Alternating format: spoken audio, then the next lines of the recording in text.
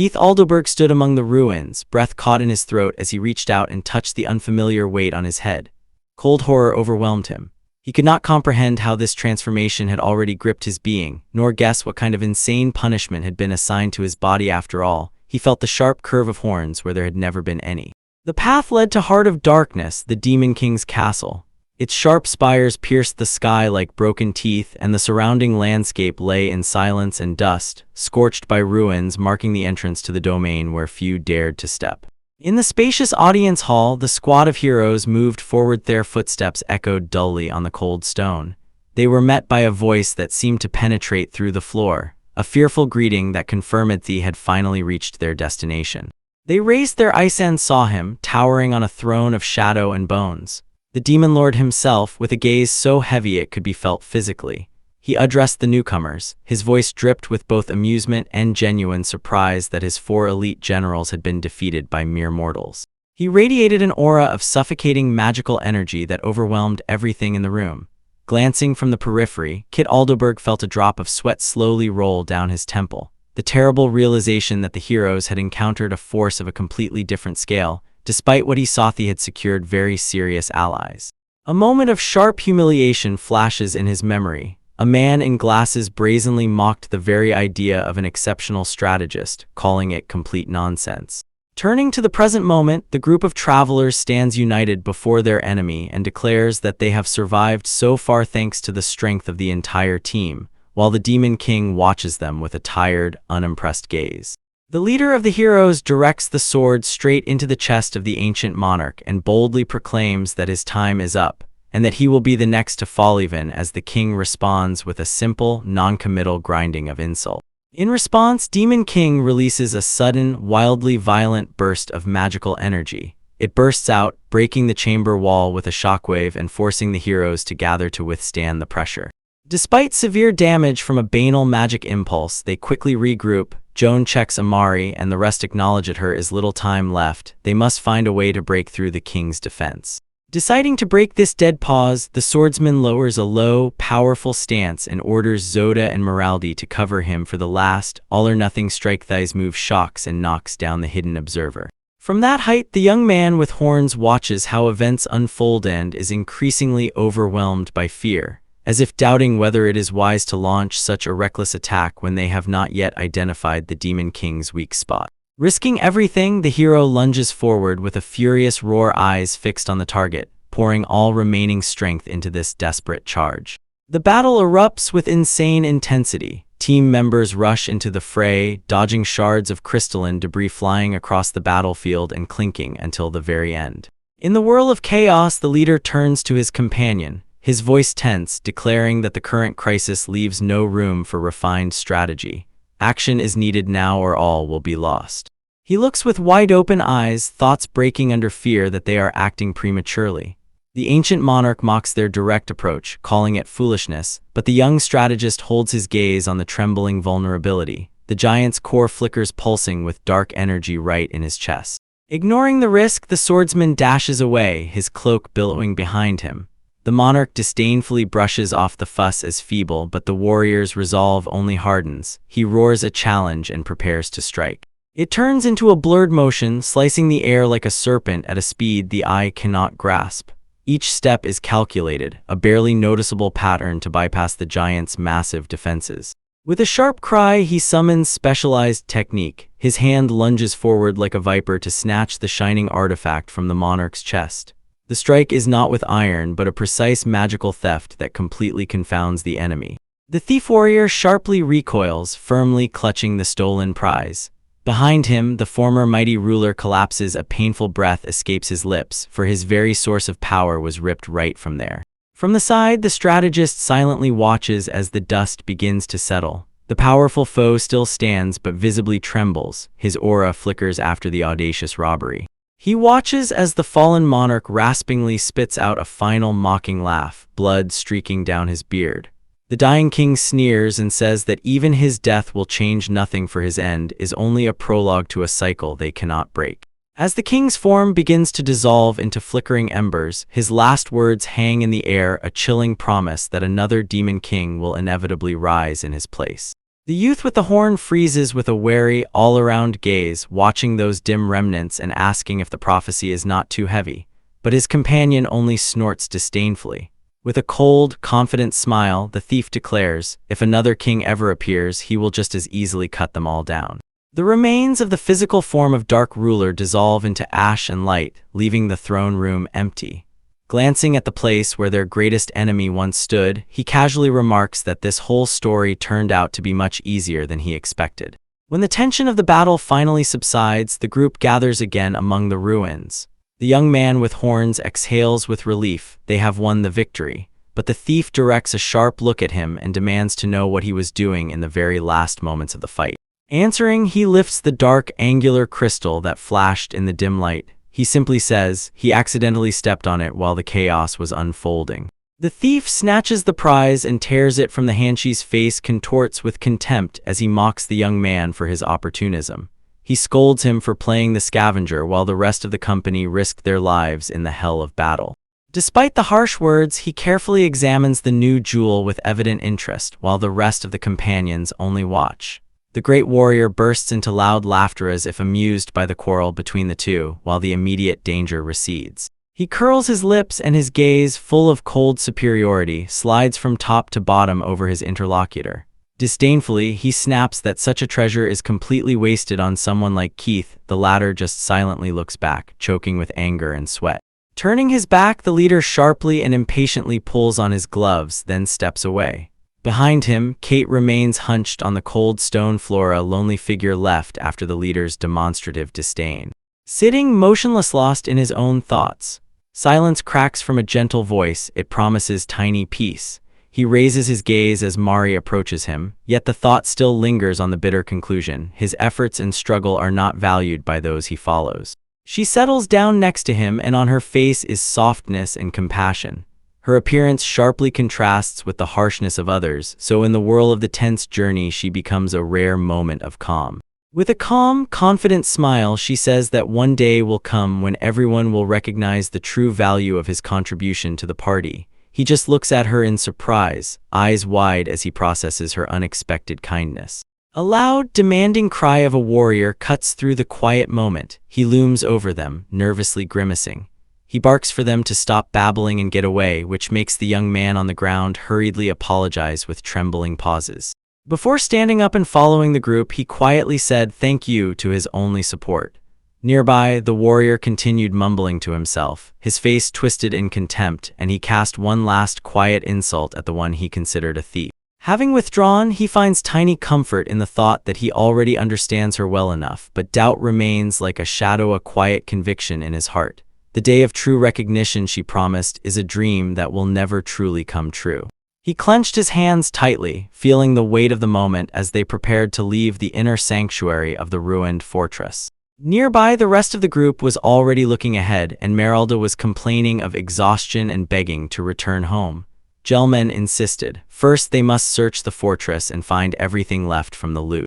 They spent the next hours combing through dark corridors until Jelmi came across a small, promising box hidden in a corner.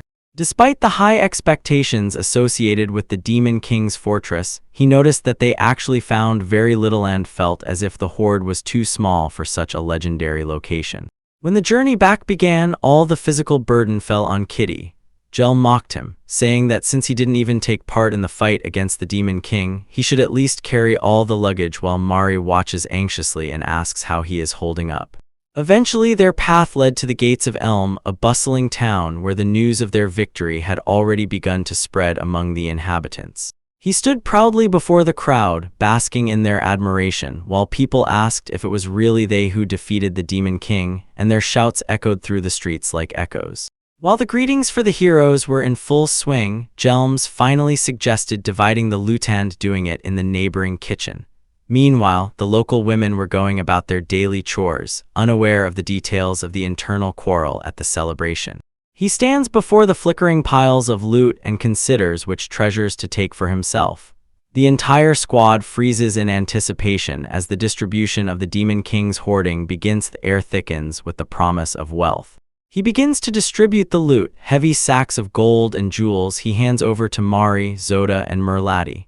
Each of them gratefully accepts their share, and a light flashes in their eyes as they see the wealth they earned by their own path.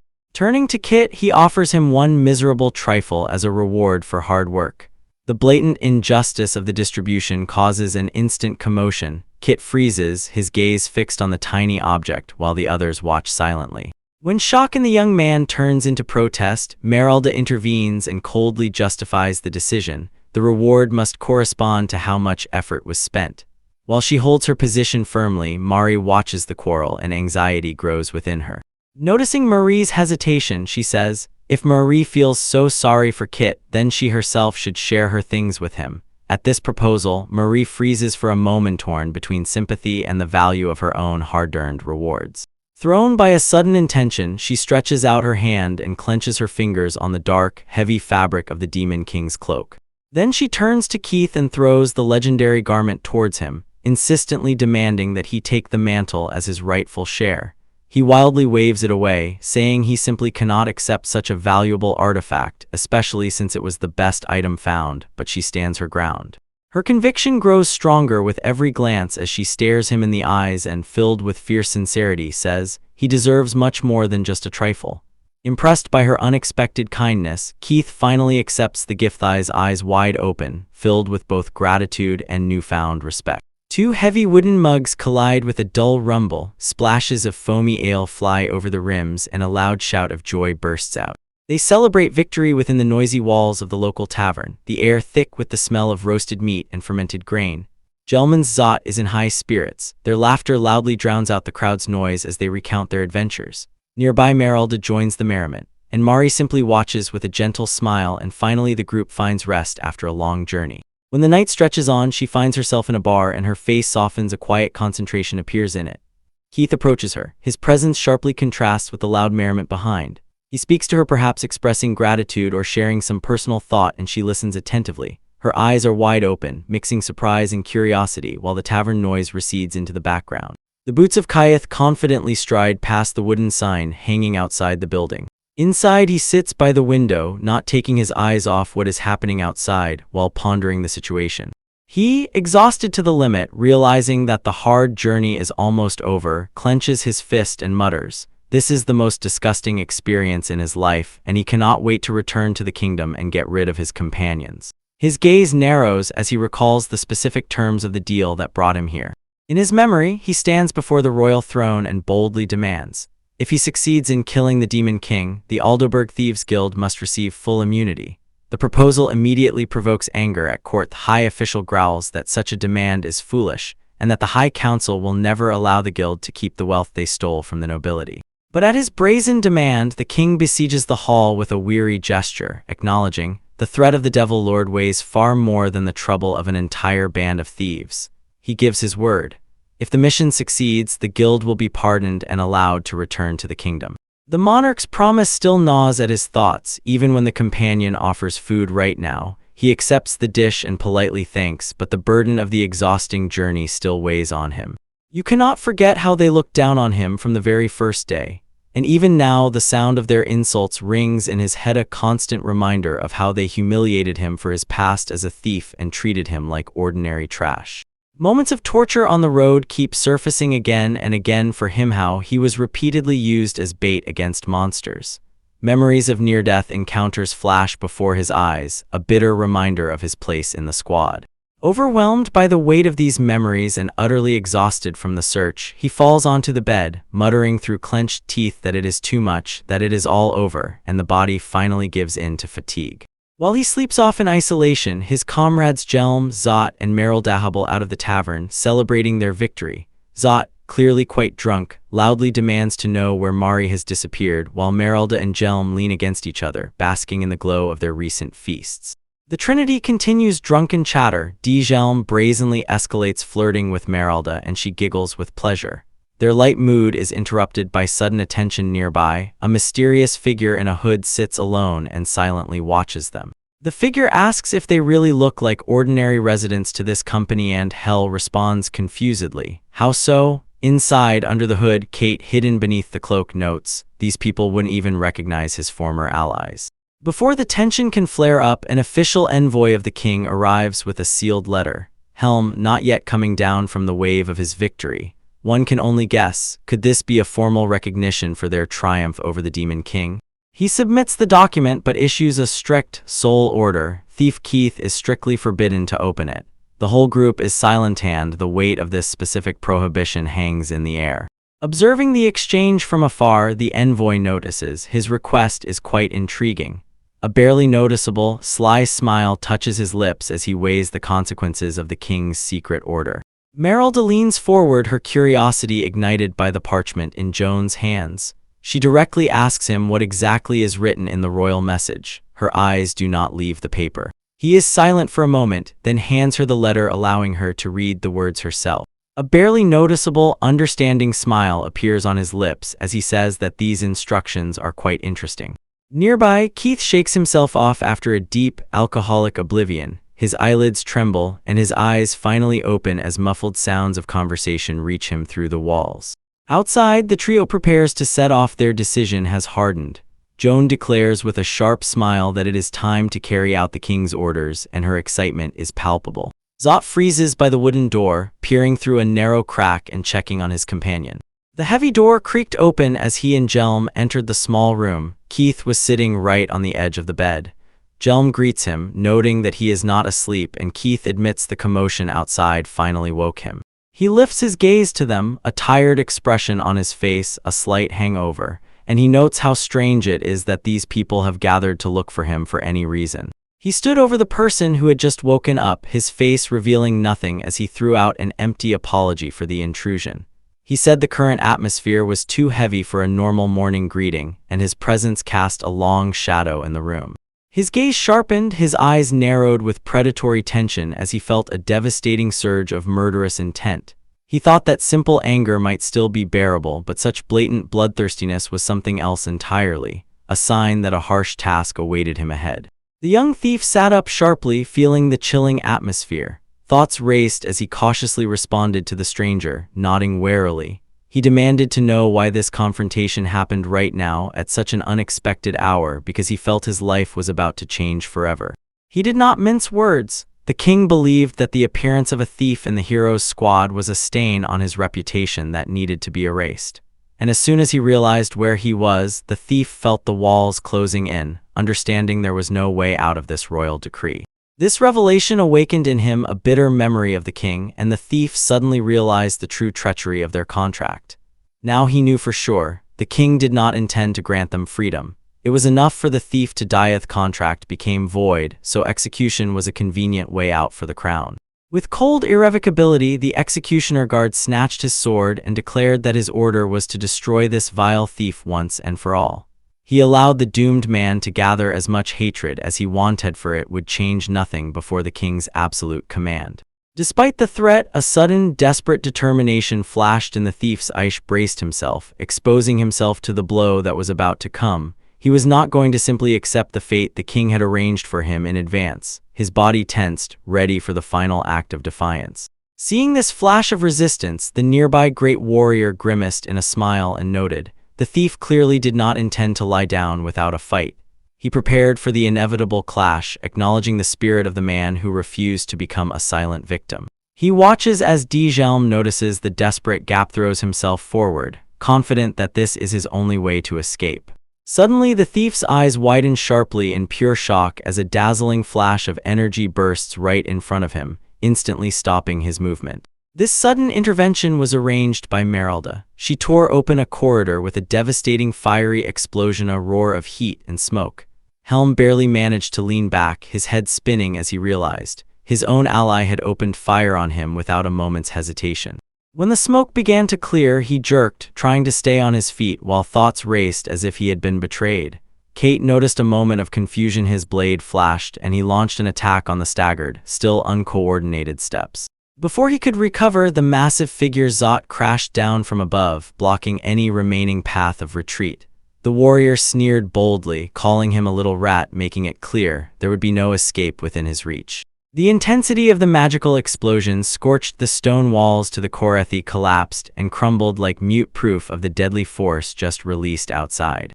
When the dust finally settled, the group stood over their fallen comrade. Zot casually warned Merelda about excessive force. She nearly overwhelmed him with the blast, and she, embarrassedly mumbling an apology, sheepishly admitted she had overdone it. Looking down at the fallen man on the floor, the warrior shrugged and dismissed the danger, as if to say, in the end, everything turned out fine. He couldn't help but say that they were all acting too recklessly, although he admitted, it seemed they were just having fun mocking the thief. He lay motionless and blood quietly flowed from his face. In his eyes flickered a desperate, defiant fire even despite this devastating defeat. With a sudden burst of strength, the wounded man lunged forward, confusing his former allies as he convulsively got to his feet. He brazenly squeezed past them with reckless fury, and Iralda sharply shouted for him to be careful. He dashed through the nearest window and jumped outside into the open air. A guttural scream tore from his throat as he rushed forward and ran on the ground. The burning pain from the burns on his back flared with every convulsive, agonizing step. Staggering, he fell into the noisy streets and clutched his side. Everything swam before his eyes as he made his way through the bewildered crowd of townsfolk who could only stand frozen in shock. From there, his figure receding appeared only as a speck of desperate shadow rushing through the very heart of the bustling market in a last attempt to survive. Turning back to the side of the fight, the swordsman watched the distant commotion and, with a note of grudging respect, noted how quickly the thief had broken away, no matter what state he was in. His companions were unconcerned, but when they considered that since they had dealt him a mortal blow, he would likely die alone somewhere in the wilderness anyway, they remained calm. They left him to die. It did not matter that the wounds were fatal. Yet Jelm continued to drag his broken body through the mud, his back a ruin of torn rags and blood as the rain began to fall. His vision blurred as he breathed sharply, convulsively, with desperate gasps of air. Each breath was a struggle against the encroaching darkness and the burning pain spreading across his back. Eventually, he lost strength and could not stay on his feet. His shoulder struck a rough wall of the building, struck his eyes as he helplessly slid to the ground in a quiet alley. As he lay on the cold stone absorbing his blood, a heavy realization came over him. He wondered if this unnoticed corner of the city would become his final refuge. His fingers weakly dig the dirt, and his thoughts flee to his comrades in arms, to the uncertain future awaiting the gang without his leadership, which is supposed to guide them through the coming storm. He completely collapses face down, pressing his face into the wet earth, and curses his own weakness, and at that moment a familiar, frightened voice from afar begins to call someone's name. It is Marie, who finds him, her eyes widen in horror as she sees his mangled body. Immediately she falls to her knees and directs her restorative magic into his gaping wounds. She continues to press with her power while he painfully utters a weak "thank you," but when she urgently asks what happened and offers to search for the rest of the group, he tries with trembling hands to stop her, insisting that they must remain hidden. He leans back against the cold stone wall and speaks in a hushed whisper, begging Marie to keep this meeting a secret. He insists that no one must find out, that she found him or that she tried to mend his broken body, even as she looks at him with wide, confused eyes, begging him to explain what he himself was not ready to guess. Seeing her hesitation, he grips his own cloak tighter, his knuckles whitening as he warns of terrible consequences. If those hunting him learn of her involvement, he explains to Grimm with ruthless certainty, they will not hesitate to silence her as well. The thought makes her tremble with fear. The weight of his words proves too heavy for her. She breaks into a cry in desperate denial, unwilling to believe that this danger is so absolute. He tries to offer her some relief, persuading her to return to the safety of the inn, and promising that a few hours of rest will be enough for him to get back on his feet. She refuses even to listen. Her voice breaks as she argues that they must return together. She points a finger. Despite her relief, he has lost too much blood to leave him alone. He sharply cuts her off with a loud, commanding shout of her name and instantly reaches out, grabbing her wrists, repeating his demand, let her go and save herself. With such force that left no room for objections, he leans forward, his eyes blaze with desperate urgency. He orders her to follow his instructions flawlessly no matter what happens and whatever they ask of her. She must obey everything they say without a word or resistance. Broken by his resolve, she finally looks away, her shoulders slump as the truth of the situation sinks in. In a thin, hollow whisper, she voices her understanding and agrees to return to the inn alone, leaving him in the shadow behind the alley. Yet before she can leave, she reaches out one last time, her hands stretched toward him with a final, slow intention. He shudders. Her sudden movement strikes him because she wants to manage to give one more portion of care before their fourth parting. When she finally turns to go, she throws a farewell wish for his safety and calls out to Keith to take care of himself. He sits in growing cold, his breath faltering as the frost begins to seep into his bones, watching her figure until she fades into the distance. He curls up in the shadows. His body shudders from the fierce cold. When the footsteps of his comrades fade, he whispers the last word of gratitude into the empty air, acknowledging the help she provided. Watching her silhouette disappear into the distance, he realizes she has always been his support. Suddenly, a wave of sharp dizziness overwhelms him. Images swim before his eyes and the world spins. In the fog echoes a ghostly voice. It calls him the noble, nameless youth and calls from the darkness. His eyes widen and wonder cuts through skepticism. From the shadows emerges a gigantic crystalline figure.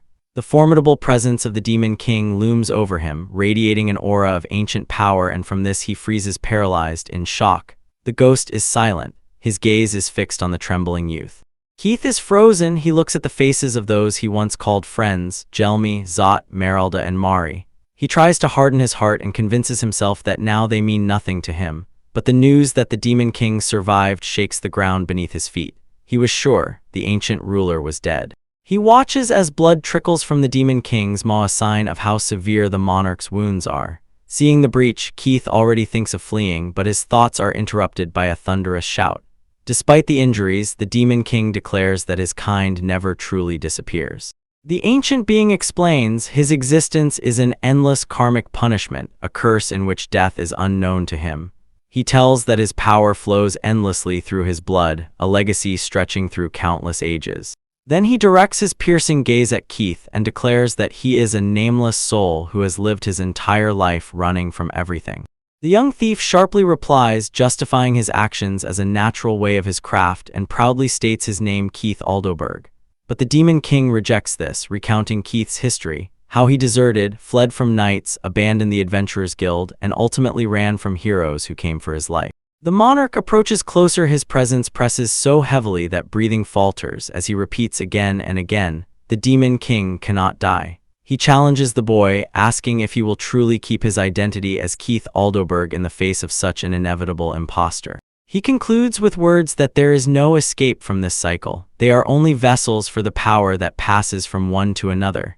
Keith can only silently freeze in horror as the weight of this revelation sinks into him. He lies silently staring at the high vaulted ceiling of silence, here massive stone columns stretched upward into the darkness. Still trembling from the Demon King's revelation, he remains motionless on the coal-black floor, breathing shallow as he tries to digest the weight of the curse.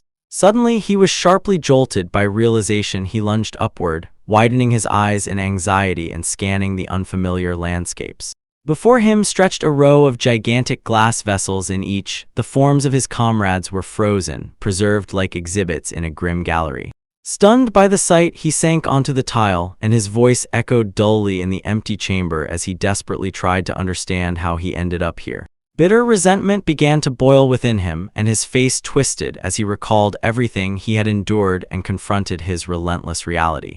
Finally, he broke out. He shouted at the indifferent columns, demanding an answer whether his desperate attempts to save his family by theft, a sin worthy of his half-dead existence, were truly in vain.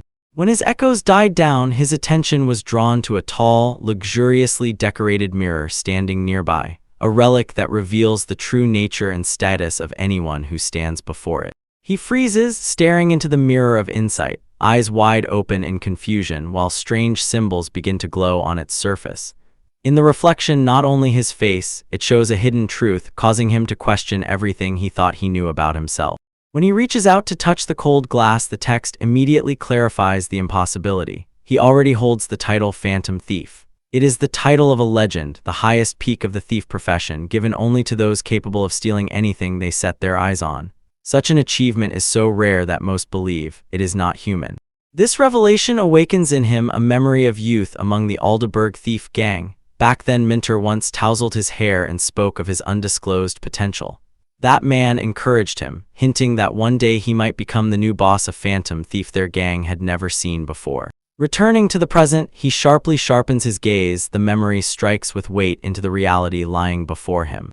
The mirror's glow intensifies, the text shifts and reveals a far more terrifying title: Demon King.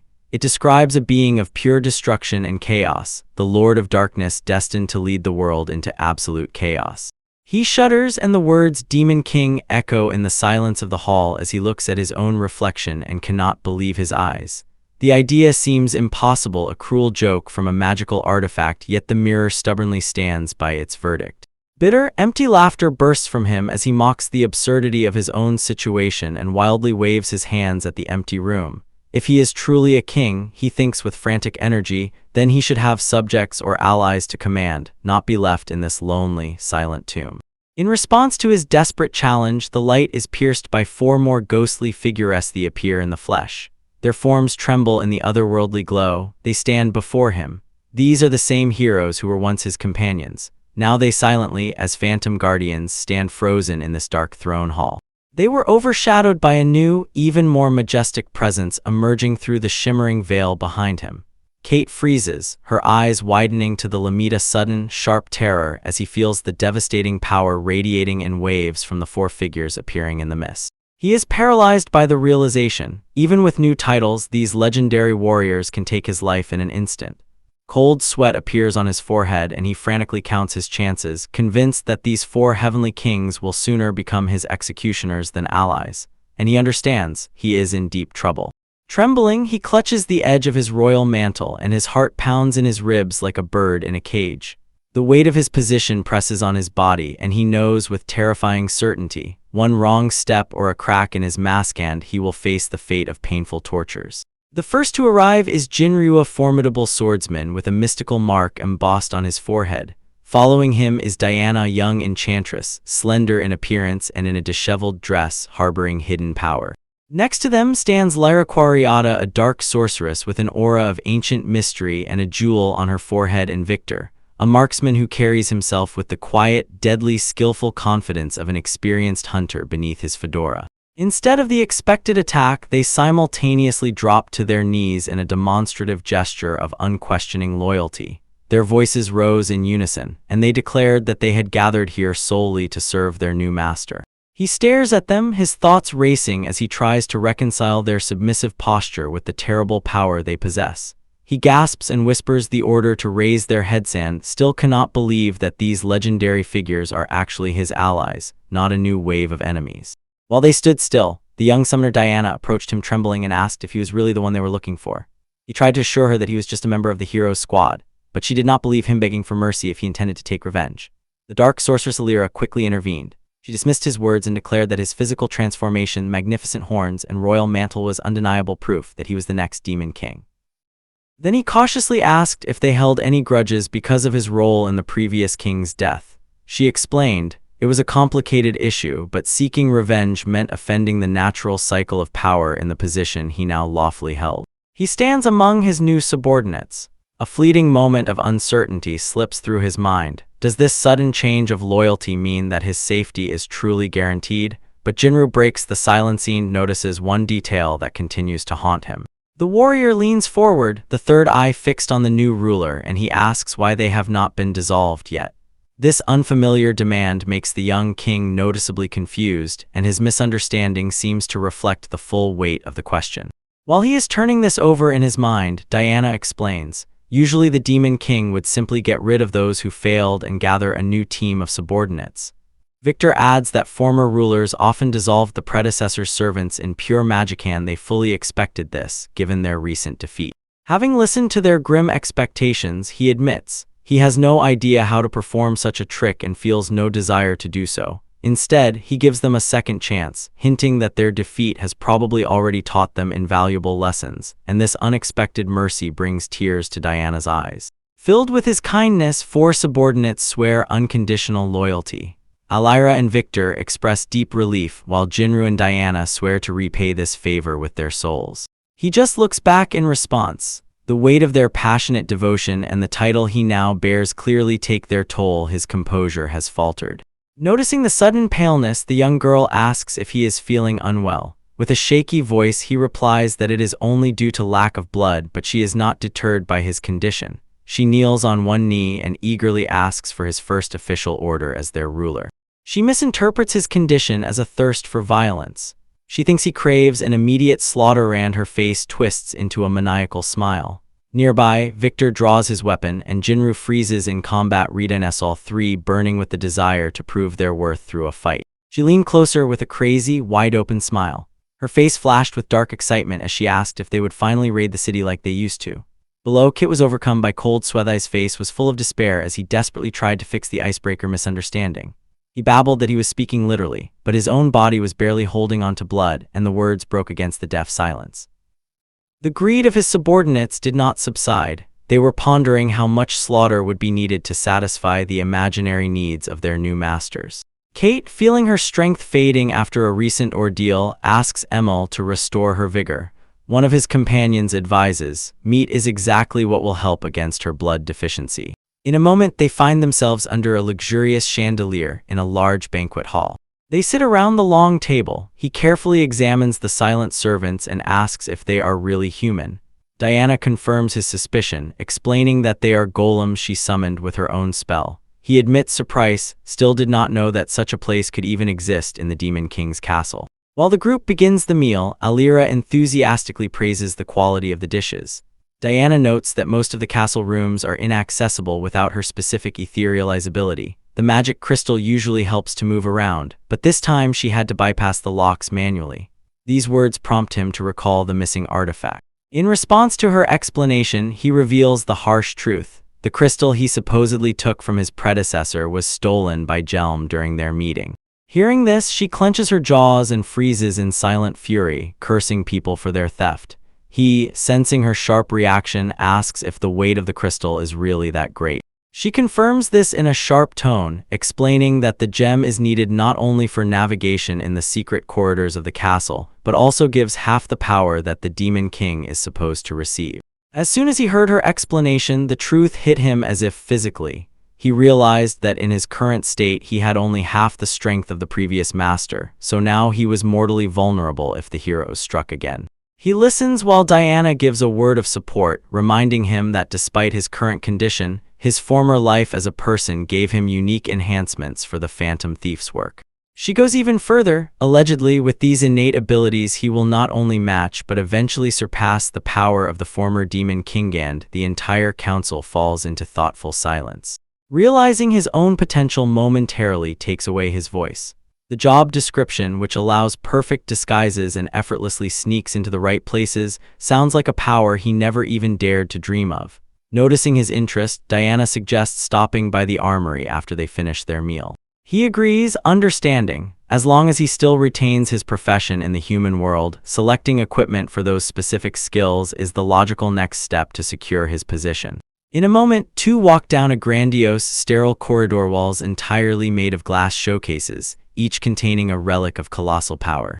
As they pass by the display cases, Diana explains, these treasures are the personal property of Demon King, and he can take whatever he wishes. She only notes that legendary items like the Heaven-Split Crown might not be the best choice for his quiet nature. He stares into the endless collection and feels helpless because he honestly admits he has no way to find out either the function or the price of any of these artifacts. Diana instantly offers a way out. She says that his class has a skill called Praising Eye. It works if you just focus your intent and say its name. Realizing her words, he directs his gaze at the things before him, and his pupil responds with movement as soon as he activates the power of the Appraising Eye to reveal the secrets hidden in the armor. He asks Diana if she sees the trembling text, but she confirms this vision is only his. Then he shifts attention to the strange artifact, the Nightfall Lamp. It can envelop the world in darkness, but only at the cost of magical energy. Continuing the path through the storage, they pass by a simple-looking monocle lying on a pedestal. This monocle of confidence is far from ordinary. It allows the owner to see the hidden statistics and assets of any target. Its insight sharpens with each use. The realization strikes, its potential is real. Like a phantom thief, it has an incredible ability to steal anything that comes into view. He stares, not averting his eyes, and the consequences of this power race through his mind. He concludes that these treasures are formidable, yet they perfectly suit his needs, and he decides that this is the only way forward. Returning to his companion, he calls her by name and says he wants to test his new abilities. When he focuses, her summoner status opens before him with commands for hypnosis and secretarial duties. Without a word, he extends his hand. His fingers gently lift her chin so she meets his gaze. She shudders from the breath, her cheeks flush a deep crimson, and he stands over her and she freezes in stunned silence. The sudden closeness throws her off balance and she, gasping, stammers what exactly he intends to test on her. Realizing how his gesture was received, he jerks back, recoiling in panic, his face burning as he tries to find words to apologize. He leaned closer, a mix of curiosity and slyness on his face, and addressing the young enchantress, asked what she would test next. Diana, her cheeks flushed with excitement, awaited his next command. He suggested she summon a monster so he could observe and wanted to see her powers in action. In response, she sharply struck a dramatic pose and confidently, with a loud cry, called her special familiar. For a moment, no reaction. She was confused and began begging, give her a little more time. Suddenly, a dark, viscous mass flowed from the floor, but he quickly intervened, twisting his hands, stopping the process, and apologized for amusing her with such a request. When the tension from the failed summoning dissipated, Alara slipped into the room and her voice dripped with admiration for the equipment he had gathered. She marveled at the monocle he wore, saying it suited him perfectly and was the best ornament for a person of such stature. Catching himself admiring her praise, he aimed the monocle's lens at her and immediately encountered a shocking discovery. The device showed not just statistics. It displayed her exact physical measurements, clearly highlighting bust size, which made him freeze for a moment, stunned by the level of detail. Noticing his immersion in thought, Jinru suggested continuing to test the device's capabilities on those nearby. His gaze slid toward Marie, and even through her modest attire, the monocle confirmed his suspicions. Her figure was no less impressive. This made him look away, and a faint embarrassment flashed across his face. Again gathering attention on the task, he stated his main goal: to free the Aldoberg thief gang from the dungeons of Tristram prison. For the upcoming mission, he introduced a strict code of conduct: act without lethal force and avoid unnecessary harm to any accidental witnesses. Others began to share their thoughts on logistics. Jinru noted that his own too conspicuous appearance made him unsuitable for covert actions. Victor agreed and added, the zealous crack of his firearm would immediately alert the guards, so he would not be able to sneak up quietly either. Understanding that a different approach was needed, Alara offered her help and noted that her versatility as a dark mage could prove extremely useful. Diana followed Hirsch, believed that her ability to summon creatures would become a unique and effective means of transportation for the entire group. The cat addresses Alara with a question: did she really understand his order? She gleefully described how she would instantly kill all the people, but he firmly puts a stop. Harming them is strictly forbidden.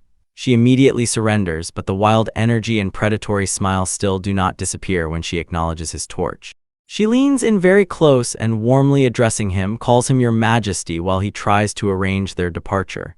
He suggests going straight to the destination, but she stops him halfway and insists there is no need for such an exhausting journey if she can offer a much faster option. She orders him to close his eyes and imagine the exact location he wants to reach in as much detail as possible. While he concentrates, a young summoner nearby scolds a dark mage for overly familiar and insolent behavior towards their leader, but the warning seems to be simply ignored. He clings to the memory of the sterile, barred corridor in the prison. This gives the curse the necessary mental anchor. Nearby, the Dark Witch stands ready. Her power already begins to stir as soon as the target place takes shape in his imagination. She begins a rhythmic incantation, speaking of steps that follow in fleeting dreams and paths laid in the eternal flow of time. And with a final commanding cry, she calls the gate to connect their present location with the heart of the prison. Before them bursts a vortex of darkness, suddenly knocking him down with its intensity and wild power. It announces that the passage is ready but warns it will remain stable for only 30 seconds. Hurry before the connection collapses. He calls the young conscript to hurry so they are not left behind as the group prepares to step into the abyss. Understanding their common goal, they get ready to break the prison walls and start the rescue mission. Their king leads them. The cold stone walls of the dungeon corridor stood silently. The only light pierced through a narrow barred window high above the head. A heavy boot struck the floor with intense rumble echoed down the empty corridor.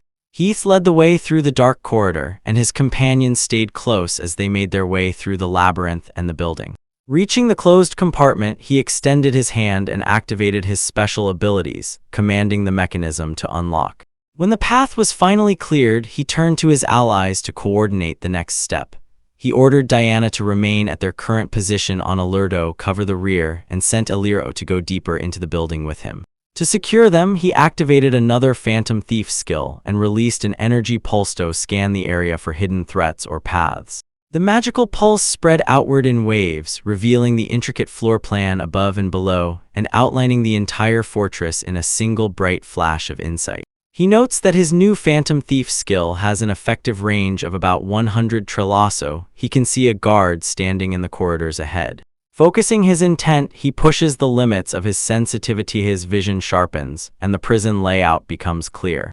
The scan yields instant results. He finds prisoners behind heavy iron bars, and their figures appear as bright silhouettes in his mind. Among them, he recognizes the exhausted face of the Demon King who sits, weakly curled up, leaning against the cold stone wall of his cell. When he sees his former master in such a state, he is both pained and warmed by the memory of happy timeshow he sat among his comrades, Yelma, Sada, Meraldi, and Mari, sharing drinks and laughter after a successful mission. He shakes off the burden of the past. He squints his eyes. The determination to save his old friends burns stronger than ever.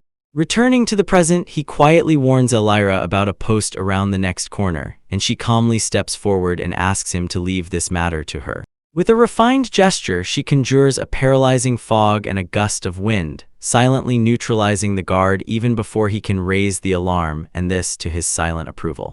She watches as Kid approaches the fallen guard, and he throws her a word of praise for how quickly and effectively her magic neutralized the threat. He steps over the unconscious man, ensuring that the guard will not wake anytime soon, and finally utters a cold phrase about the light going out.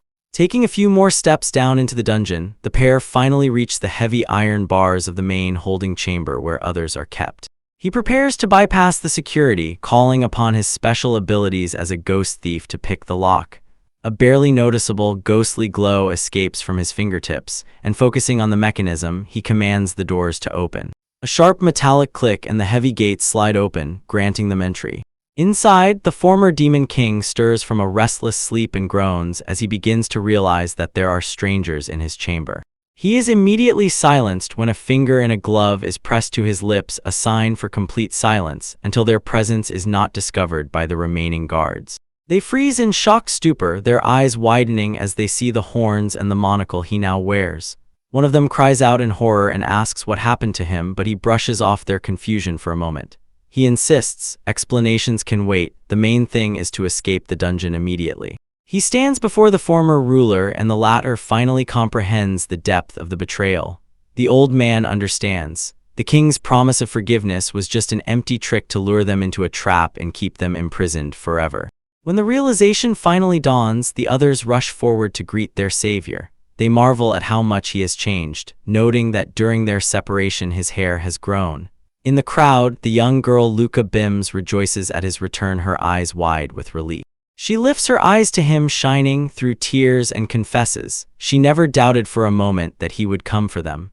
Her faith did not waver throughout their long imprisonment, and now, with him before her, it is the fulfillment of her deepest hope. So, holding unbreakable devotion, he gently steers the conversation towards escape and insists they must leave immediately.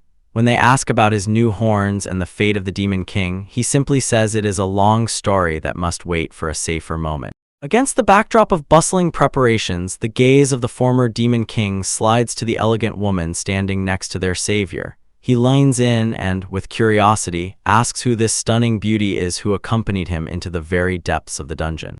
He introduces her with a slight hesitation, implying that she is somewhat subordinate. In response, she breaks into a smug, satisfied smile. It's clear she enjoys the attention in her new role as she hums a playful tune. They start their journey from dark corridors, flying past the crumpled corpse of a guard sliding down the wall. One of them asks what happened to the man. The answer is simple. He was broken by the powerful magic of a dark mage and neutralized before he could raise the alarm. When the path is cleared, the whole group moves as one through the stone halls. The weight of long imprisonment begins to fade as they follow their incredible guide and his mysterious companion towards the light of the surface. He immediately shuts down Lyra's idea to open another portal. His tone is even, firm, decisive. She was eager to use magic again, but he knew all the risks of their current situation and did not allow her to continue. Through the narrow space, he explains, such gates would be dangerous not only by themselves but would also attract unnecessary attention with their wind and lightning. The dark mage can only respond to his logical warning with a disappointed pout, realizing that her plan was too reckless. In an instant, he activates one of his specialized skills, narrows his attention, and begins scanning the nearby surroundings. The scan confirms success. A back gate leading directly to the outside world is emerging, but at the same time 4 guards positioned very close by are visible. He shifts his gaze to the young summoner and asks Diana if she can call a beast capable of carrying the entire squad. She confidently says yes, but adds that the one she has in mind is very large, and it is better to call it after they clear out from the castle walls to avoid getting trapped. Under the threat of the guard, Alira moves with deadly grace. Her dark magic weaves into the air and neutralizes the guards before they can raise the alarm. When they go out into the cold night air under the light of the August moon, the burden of their imprisonment finally begins to lift. Former prisoners burst out with quiet, joyful exclamations, savoring their first breath of fresh air as if an eternity had passed. He watches them closely and with a heavy heart notices how much his comrades have withered and weakened during imprisonment. Their rags hang from bony, thin figures. He listened as the feeble monarch let out a weary, hoarse laugh. His face was wrinkled from the burden of his imprisonment, and every sound came out with difficulty, with an icy, malicious, mocking hoarseness. The old man remarked on the meager rations they had to endure, only 2 bowls of thin broth and a bit of hard bread daily, warning that such food would eventually make anyone as thin and indifferent as he was. When the group moved to the edge of the castle territory, the former ruler lingered. His dark cloak barely lifted and billowed in the night air as he looked back at the stone fortress that was his cage. He stopped as if rooted to the spot, his gaze fixed on the towering spires. Turning to Diana, he spoke firmly as if putting a full stop and explained, unfinished business still remained within these walls. He ordered her to lead the others to safety and flee without hesitation if anything went wrong. She objected, speaking about his safety, but his decision was already made. Silence covered the inner courtyard. Moonlight cast long, sharp shadows along the well-kept alleys, and the central fountain splashed rhythmically indifferent to the unfolding escape. In the corridors, the trace of their passage was obvious. The guards lay curled up against the cold stone walls. Their weapons were thrown onto the checkered floor while the group pressed deeper into the very heart of the palace. Kate, feeling urgency, rushed forward and ran along the long, arched gallery. Footsteps echoed dully as he passed another unconscious figure near the entrance. In the palace, somewhere in another hall, a high-ranking official spoke with contempt, his voice dripping with calamity. He did not hide his disgust. An ordinary thief was allowed to walk among those destined for a great future, and he insisted that only the revelations of the oracle would truly determine who was worthy of the title of hero and who were their true comrades. His boots rhythmically clicked on the polished floor, and he walked with a cold, calculated purpose to a place unknown. The King of Men speaks with a heavy weight in his voice, addressing the guest. As soon as the demonic king is defeated and they safely return to the kingdom, he will grant their comrades the freedom promised to them. Outside, beyond the chamber, rough boots clink and crush the stone floor as a figure approaches the royal sanctuary with steady, deliberate steps. Standing before the ornate double doors, Kit focuses on sensations and activates the Phantom Thief skill for enhanced hearing to eavesdrop on the private conversation unfolding inside.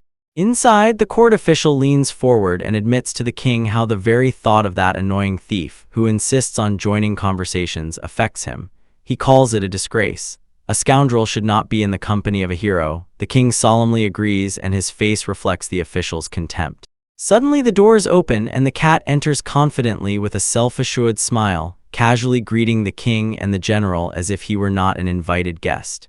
The official recoils in shock, frantically calls the guards. Those who were supposed to appear never came. He looms over them and mockingly asks if they were looking for guards he has already neutralized. The official, trembling with rage and fear, spits out a curse, calling him a damned monster, just realizing how easily their security was breached. Despite the offense, he moves with blinding speed, activating his brilliant steel skill. And with bitterness he realizes, without the proper context of his specialized knowledge, it is natural that they perceive his unique abilities as something monstrous. Easily disarming his opponent, he approves his attempt, then snatches what he came for. With a final luxurious move, he uses his lock skill to secure the trophy and throws the official to the floor, where he trembles with fear. He frantically pulls the levers of the huge doors, but they do not budge an inch, sealed shut by an invisible force. Outside, the king trembles in shock, demanding to name the stranger and say what the hell he could want. Keith just stands still. His presence lays on the room with a cold, immovable weight. A slow, confident smile spreads across his face, a predator's grimace holding the prey exactly where he needs it. He officially introduces himself. Keith Alderberg, Phantom Thief Demon King, a name that immediately strikes the king's heart with fear and awakens a sharp memory in the strategist who once knew him. When the monarch stammers in disbelief and asks how this could even be, Keith grimly enjoys noting that he is pleased to be remembered. Then he declares his intention with cold clarity. He has come for revenge, although he mockingly admits that such a reason may seem too banal for a story like theirs. His gaze sharpens and the light reflects off his glasses as he activates the special ability Appraising Eye. Because of this mystical vision, the hidden forces of his opponents are revealed by a bright written sign. He notices the commander has a high level of command and tactical skills, and the king himself is endowed with powerful forces of governance and strategy. Casually made a remark about the quality of their skills and depth of knowledge, noting that even their basic characteristics are impressive. The king is increasingly lost and literally unleashes fury with every second, demanding an explanation of what he is talking about and cannot comprehend the nature of the force acting against him. With terrifying composure, he declares that these very traits, their strength, their power, and his harsher wisdom are what he intends to steal from them this very night. As he speaks, his hand begins to pulse with sinister, dark energized signal to start the theft that defies the natural order. Outside it darkens and the silent spires of the castle pierce the night sky. They are indifferent to the colossal theft happening inside its walls.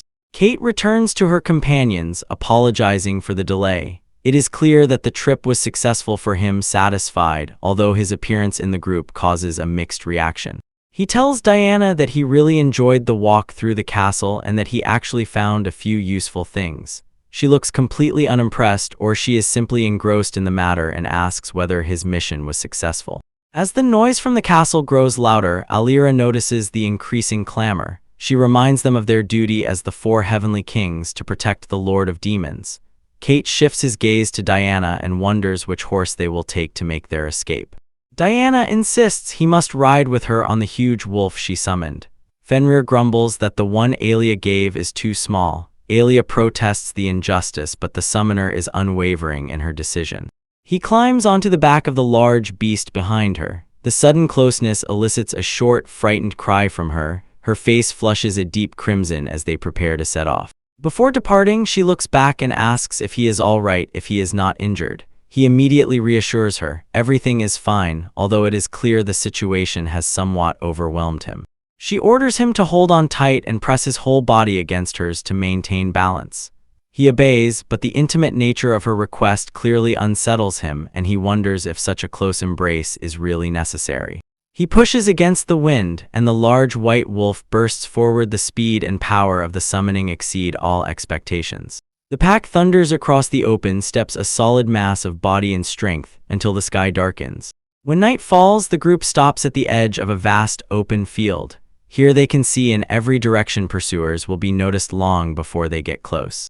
Looking around at the situation, he notes, camping brings a sense of nostalgia and suggests starting to gather firewood for a bonfire. But his companion has a different idea. She brushes off the thought of manual labor and declares that such tasks are for servants. With theatrical flair, she prepares to manifest a storage. In an instant, the empty field transforms. A gigantic stone structure bursts upward from the ground.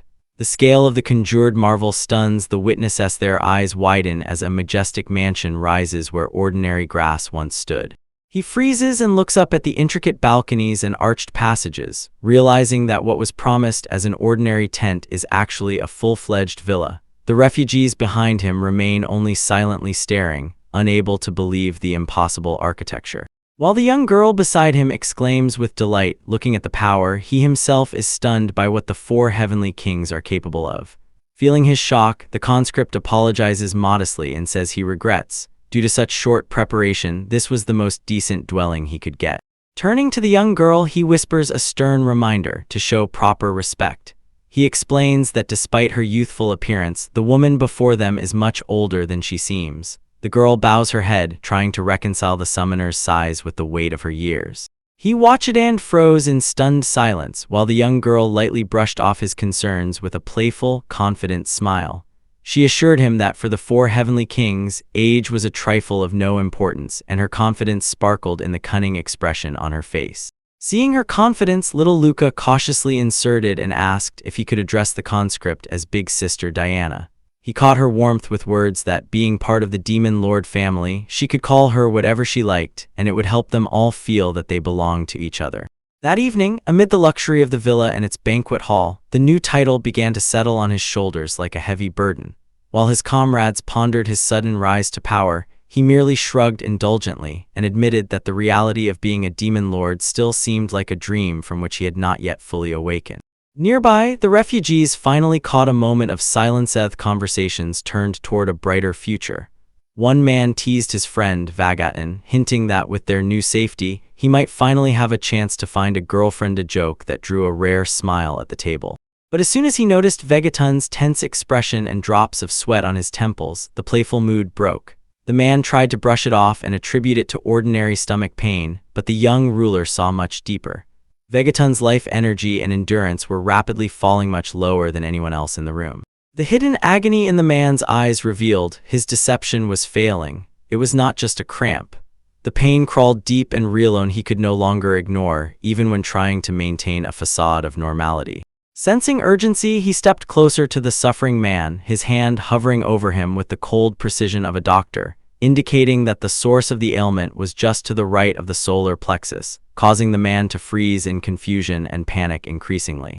Without saying another word, he pulled a dark, swirling fog into his palm, feeling for the unseen injury. The energy pulsed and crackled. He was about to draw out any dark influence that was draining the strength from the defenseless refugee. He reaches out his hand. It is engulfed by spiral, inky darkness, as if it physically pulls corruption from the man's body. Vigan can only watch and freeze in dead silence while the shadowy entity is pulled from his chest. He held in his palm a concentrated mass of disease, watching the dark energy as the man gasped for air, convulsively trying to comprehend the impossible act he had just witnessed. Relief comes instantly. The man clutches his stomach, smiles broadly in disbelief, and shouts that the burning pain has completely disappeared. Kate calmly asks how he feels, while nearby a young girl stands frozen, staring with eyes wide open in amazement. Looking down at his glove, he calmly explains, "It is not the medicine that was stolen, but the disease itself, as if it were an ordinary treasure that could simply be snatched." Then he reveals a deeper truth, ascending the throne as the Demon King. And he also took on the mantle of the Phantom Thief, a title that once lived only in the stories he told. When he speaks, dark magic suddenly bursts forth in a wave and swirls around him like a localized storm. Thanks to his specialized skills, he demonstrates the art of transformation, weaving his magic in such a way that it changes the very presence of those standing nearby. Before the eyes of the spectators, everything erupts into frenzied shock. They cannot comprehend how two legendary figures appear before them. Standing amid those smoky wisps of his power, he notices the stunned silence in the room and realizes his display of power and skill has left the refugees completely stunned. Suddenly, the tension bursts with thunderous applause. The crowd realizes that before them is a true legend and greets him as the hero of their dreams and the real phantom thieves. He stands amid the roar of applause from the refugees, their voices chanting his name in a rhythmic chorus of adoration. Against the backdrop of celebration, a ceremonial attendant approaches him to announce, "Dinner is already prepared." Soon the table is covered with an incredible variety of dishes, from hot pizzas to perfectly sliced meat, generosity far greater than the refugees could have imagined. Sitting at the table, the young girl Lucum looks at the meat and admires its taste, yet notes that it was prepared in a rare way, and there is a barely noticeable surprise in this. Nearby, Diana explains with refined confidence, "This is roast beef, a dish served exactly like that." Making her way through the crowd, Alira carries huge portions of meat, playfully but somewhat eerily urging everyone, "Eat until your stomach can hold no more." She finds dark amusement in the very physical limits of the human body, and this confuses those standing nearby. Vagaton, already fully recovered and in a wonderful mood, laughs loudly, finishing his glass, and says that the mead is incredibly good, but strangely, he does not feel the effects of alcohol at all. He continues to indulge himself. Diana watches him closely, and she looks at his wild pleasure with a quiet, attentive expression. As the night progresses, the celebration escalates to a crazy peak. Empty bottles clutter the tables, and the refugees drink to honor their new hope and mysterious savior. Eventually, the celebration makes itself known. The young sorceress falls to the side, weakly straightening in silent exhaustion. Kate picks her up in his arms and, teasing, says that she is not as invulnerable as she seemed, and she really needs care, like a princess. He stands on the balcony of the huge estate. The night air is still and quiet after the celebrations. Taking him outside, Vagant spreads his arms and says that a short sleep was enough for him to completely get rid of the mead's effects. Keith, worried about his friend's recovery, suggests that maybe resting a little longer would be wiser. The older man brushes off the concern. He tells Kate not to talk about such lonely things until his face becomes serious. He makes a stunning decision. Kate is no longer fit to remain a member of the Aldoberg Thieves Guild. The young leader freezes, eyes wide with shock. Seeing the confusion on his face, Vagant quickly and relentlessly clarifies. He does not mean that they are no longer family and asks Keith not to misunderstand this. He reaches forward and firmly grabs Kate by the shoulder to emphasize his point. They will remain family until the very end, regardless of the paths they take and who they become in this changing world. Looking back toward the hall where Diana and the others are resting, Vagant tears himself away from thoughts of the incredible team now led by Keith. He notes, Keith has grown into something much greater, has become a thief and master of demons, bearing responsibilities far beyond their humble beginnings. Because Kit has already outgrown the narrow confines of the Aldoberg Thieves Guild, the experienced thief offers a new way forward, not just membership but an official alliance between their two factions. He looks Keith straight in the eyes, expressing confidence that this young man is destined for greatness in the future. Although the path ahead is unclear, Vagant assures, when the time comes, the guild will be there to support him in any grand endeavors he undertakes. He weighs the burden of their shared history and understands, as a family, they have a special ability to act where others cannot. Vegeta watches, and pride and delight mingle in his gaze. He recalls how far his friend has come. Vegeta notes that as a demon lord who now rules over 4 heavenly kings and also a master phantom thief, he has nothing in this world that he could not appropriate. When two groups prepare to part ways, each on their own path, they find a last moment to reflect on who they have become. Between them arises a shared understanding. They can no longer be the same simple band of thieves as before, but the unbreakable bond of family will always keep them together no matter which path they take. The heavy atmosphere quickly evaporates into loud merriment as guild members raise their glasses in a raucous toast to the phantom thief, the demon lord. Vagant unbuttons his hand on his ally's shoulder, nudging him to shed his gloomy face and realize that this alliance is the best move for everyone involved. After the celebrations, he sets off riding a majestic white wolf, leading Alira and Diana back to the temple of the demon lord, while simultaneously pondering the fatigue of the trade guild members who accompanied them. During the journey, he begins to doubt what kind of people their new friends are. As Elias says, they turn aside to explore the surrounding area. She gestures toward the various inhabitants of these lands and explains that the human world calls them half-humans. This classification covers various kinds of non-human intelligences: elves, dwarves, goblins, and kobolds. These races have built a thriving community in the lands around the Demon Lord's castle, living in peace alongside residential areas designated for the Demon Lord's own subordinates. He listened as his companion suggested. The nearest target is an elven village, and this thought immediately stirred his curiosity. They set off across rugged, uneven terrain. Their horses galloped through the silence past a tranquil lake hidden among dense forests. He adjusted his glasses. His gaze froze forward, and the steady dull thud of hooves pausing on soft earth signaled that they had reached the outskirts of the settlement. The young ruler finally saw the inhabitants, gazing at the slender, pointed-eared figure and feeling a quiet, awe-filled admiration. The journey leads Kit, Diana, and Alira to the hidden elven village, a quiet settlement nestled among ancient trees and divided by a gentle stream. Kit stands by the entrance, surveying the peaceful views of log cabins, feeling an atmosphere seemingly untouched by the world's hustle. He takes another step into the village and observes the simple, rural life of the locals as they gather under temporary shelters. The air is silent, but the sense of tension grows as soon as strangers are noticed.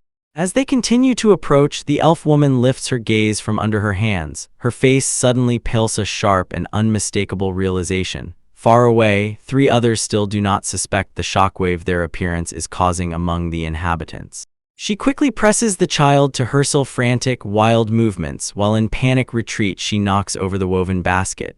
The quiet, peaceful calm of the village is broken, rapid footsteps sound and the residents flee from the newcomers, and that fear is palpable. He is confused by the sudden hostile reaction, stands silently watching as the peasants hurriedly retreat. He doesn't even manage to open his mouth to greet them before the heavy wooden doors slam shut right in front of his face, sending a clear message. He is not welcome here. Only then does he realize the depth of their horror when he sees a young elf curled up and trembling with fear right beside the path. The whisper about the Demon King spreads through the air in wavesand. He understands. Even in this remote place, his reputation as Demon Lord provokes nothing but utter terror. He stands in the middle of the village silence and scans the people frozen in place. A cold thought overwhelms him. They do not run because they believe escape is impossible before his power. At the threshold of their trembling figures, he asks whether this paralyzing horror truly weighs as much as his title. Before he can comprehend this, the elder steps forward and his voice spreads over the crowd. He announces that the Demon Lord has come to find peace within their borders. This message brings unexpected relief to the younger elves. Their faces light up when the elder announces that no sacrifices will be needed tonight. He looks at them and frowns as he contemplates the weight of that word. The fact that he came personally seems to have shifted the grim schedule everyone was prepared for, but the reason remains unclear. A whisper rolls in waves through the crowd about when exactly these offerings are to take place. Some note that the next ritual is not yet due and should be in 6 months. His attempt to align his own appearance with their talks about sacrifices only spreads confusion. Seeking clarity, he learns about a dark tradition. Elves regularly sacrifice themselves to strengthen the ranks of monsters. He explains that he just came for a night to check everything, so when the villagers realize he did not come for anyone's life, their horror breaks apart and in place of panic erupts wild, joyful energy. They are finally safe.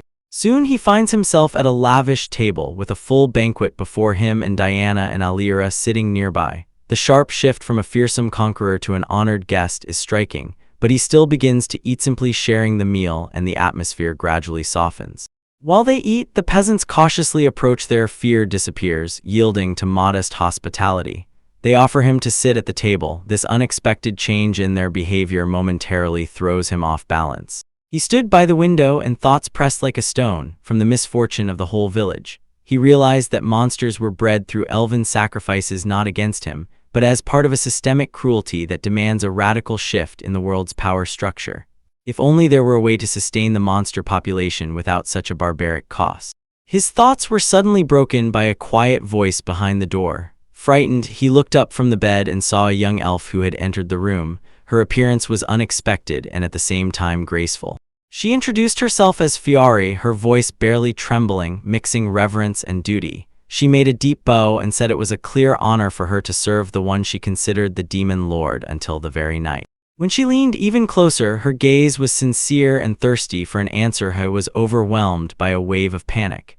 He couldn't help but wonder if this intimate gesture was yet another facet of his sacrifice, while the peasants felt compelled to exalt their dark lord. He quickly tried to calm her down and explain that such a favor was not needed, but his refusal seemed only to hurt her. Pain glistened in her eyes. She was asking if, by any chance, she was insufficient or if her presence simply meant nothing to him.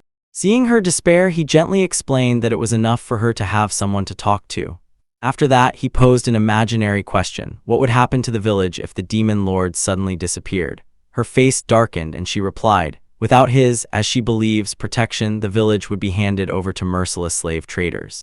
That gloomy truth word fell upon the vision of chaos. Armed men descend on the peaceful settlement and drag the frightened elves away in chains. Without powerful restraint, the community will be completely cut down, torn to pieces, and sold into slavery. She learned these predators usually struck every 6 months. The same nightmare constantly stuck in her head, held back only by the fear of the Demon Lord's wrath. Cynical irony, the figure the whole world hated was the only barrier between these people and total destruction. He watches as the caravan of wagons moves through the night. The time for the second radiographic image approaches.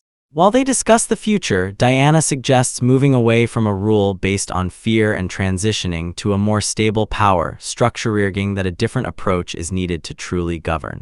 Elira offers to protect the elves essentially, literally selling them breath while he contemplates the need for governance and strategy, concluding, "Disciplined warriors who follow orders are far more valuable than mindless monsters born of sacrifice."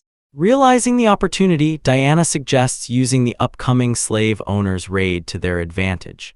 He agrees and says that by saving the elves from traitors, they will earn their undying gratitude, then orders Elira to deploy her magical eyes to survey the surroundings. In response, she summons a winged, cyclopean eye. It takes flight, swiftly flying over the landscape under his watchful gaze. The magical scout instantly finds a threat. A large force of 50 armed men with wagons stands only 10 parators away.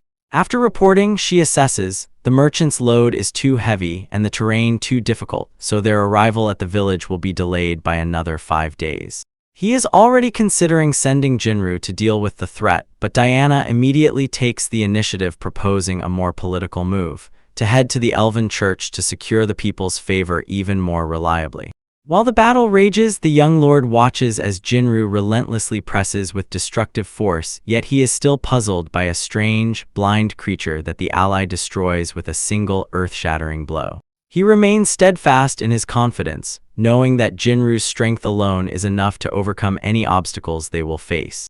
5 days of travel through untouched wilderness and the group finally reaches the outskirts of the elven settlement. Arrival is very close. Beyond this world, a man named Thelum, a slave owner with an insatiable thirst for profit, relaxes in anticipation of the hunt, eagerly awaiting to see the elves up close. The merchant chats smoothly with the mercenaries, noting how profitable the current season is for those in their line of work before striking. The silence of the forest suddenly breaks as the merchants are spotted, but their own advance halts the spectacle, leaving them doubtful of what exactly they see, even as the elven guards raise a desperate alarm and prepare for the impending clash. Jinru calmly sits amid the chaos. His mere appearance captivates the gaze as he prepares to face the looming threat. Seeing his gigantic figure, the mercenaries freeze in indecision. They think that before them is a monster, not a man. Their leader, Thelum, disdainfully snorts at their cowardice. He considers the comparison to some beast an insult to his own ambitions. Then he stood up to his full height, his voice thundered across the clearing, and he solemnly declared himself Jinru, one of the 4 heavenly kings. His intention was unmistakable. He came by the order of the demon lord to protect the elves and would tolerate no further interference. This outcome left the criminal bewildered. Rumors had long claimed that the hero had already defeated the demon lord. He doubted the truth of the warrior's words, unable to reconcile the news with what he believed to be true. Rejecting the warrior's statement as mere bluff, the traitor barked an order and his men charged to deal with him. He was confident. No servant of the fallen king would withstand his numerical superiority. In response, the mercenaries rallied. Their commander shouted for the pikemen to prepare a volley. They acted with practiced precision, aiming their weapons at the giant who stood before them unshaken. With a whistle, through the air flew a shower of sharpened pieces of wood and iron, just as the command to fire was given. A deadly rain to end the skirmish instantly. Despite being pierced by spears, the giant still stood, but Thelum laughed, confident that such a number of wounds would surely immobilize him. He reveled in what he perceived as an easy victory. They watch in horror as the seemingly dead warrior begins to move. The spear lodged in his body does not stop him. Instead, his hand swells, mutates, and turns into a monstrous thing that defies nature. The warrior declares the right to kill belongs only to those who are ready to be killed. With a sharp, brutal motion, he strikes, severing the traitor's hand, ordering this resolve to be engraved in their own souls. Suddenly, panic rises among the ranks. The traitors panic and flee backward. The bravado disappears, only pure terror remains as they finally realize what kind of monster they have unleashed. He watches them run and brushes them off, pathetic cowards. In the heat of the slaughter, Elira approaches with an expression as if it is not fear but mild irritation. She says she is bored and challenges the blood-covered warrior. Let him entertain her at least once. Not long ago, the chief traitor boasted about his investments, confident that the top class of adventurers hired in the kingdom of Tristram's guild would be more than enough to handle any problems. But that confidence vanished without a trace. Now he stands and stares upward at the towering, blood-soaked figure of the man he tried to kill, his heart pounding wildly with fear in his ribs. The warrior loomed over the fallen man, his voice cold and demanding.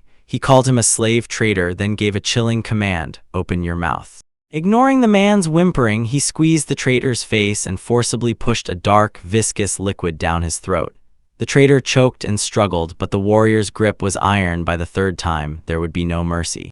He loomed over the trembling trader and declared that forced consumption of his flesh was a mandatory agreement. He ordered the man to spread this among his accomplices. Now elves were strictly forbidden to approach. As a final cold warning, he promised that any violation of this agreement would end in a terrible outcome, and the merchant stammered in absolute fear. While he stood his ground, the freed elves began to stir, trembling as they moved across the clearing, mixing relief with ancient fear. From quite close, a dark mage watched him and looked in awe as such incredible, all-consuming power radiated from the swordsman. She pondered the luck to have such a mighty resource under her command, then coldly reminded the survivors they must be grateful for their lives. Beyond any reflection, he listened to the whisper of growing power, and his thoughts relentlessly returned to the legacy of the demonic lord. Beside him, his companion was silent. Her gaze was fixed on the fate unfolding before them, seemingly drawing them ever closer to the heart of the storm. High above the surrounding lands, the spires of Tristram Castle rose as a silent sign, unaware of the evil news already flying toward its gates. Suddenly, the heavy doors of the royal chambers burst open with a crash, and a breathless guard ran in, his voice breaking with haste as he called out to the ruler. He announced a proclamation that made the air freeze. The seer had already revealed the inevitable signs of the resurrection of the demon lord. The rumor spread like a wave of shock among the gathered officials. Their eyes darted to the ruler, seeking a saving directive. Realizing this, he only squinted and looked over his golden chalice. His face showed mild irritation rather than true panic as he noted that these news sounded terrifying. He sits in a luxurious hall and listens as his messenger, in panic, suggests immediately sending the heroes back to the Demon Lord's castle, citing the unprecedented speed of the Dark Lord's return. His indifference, echoed by the general, astonishes the envoy to madness. They mock the threat in a frivolous tone, and the loyal servant begins to wonder if these are even the same men he once served. He cautiously asks if the hero's power truly surpasses the Demon Lord's power, seeking some reassurance given the strange behavior of his superiors. His consciousness briefly returns to the hero's previous victory, which only strengthens his conviction. Since the Demon Lord has already been defeated, the hero must surely be the stronger of the two. As he retreats, a heavy heart pulls him back. The king clings to their bravado, overall claiming to be without fear. Their laughter echoes in the chamber, sounding entirely out of place. While he remains alone with his anxieties, the scene shifts to the hero's party in a bustling city. Zelmi calls everyone to immediately contact them despite their brief moment of rest. While he encourages others, Mari stands silently, her gaze averted as if pressed by the growing uncertainty of their path. The elven villagers fall silent in stunned quiet as the group approaches their secluded home, not knowing what to expect from these newcomers. Soon they are overwhelmed by a wave of emotions. Fiori is swept into the embrace of her family, tears of relief stream down her face, while Keith and his companions stand aside, maintaining respect. This joyful reunion rolls through the village family's embrace among towering trees, and above all, a focused, silent gaze of the Demon King. He steps aside from the celebration. His presence sharply cuts through the surrounding silence as he contemplates the next move. Then Keith's gaze shifts to the pitiful figure of Tellum. He is sprawled on the ground, sobbing over the loss of his estate. Keith's voice is cold, demanding to know if he truly considers his comrades merely property to be traded. When the slave trader begs for mercy, they grab him by the collar and pull him up, and Alira asks whether it is worth executing him right now to end his worthless existence. Instead of deciding himself, he throws this question to the elves and asks what they want to do with the man who caused them such suffering and stole their freedom.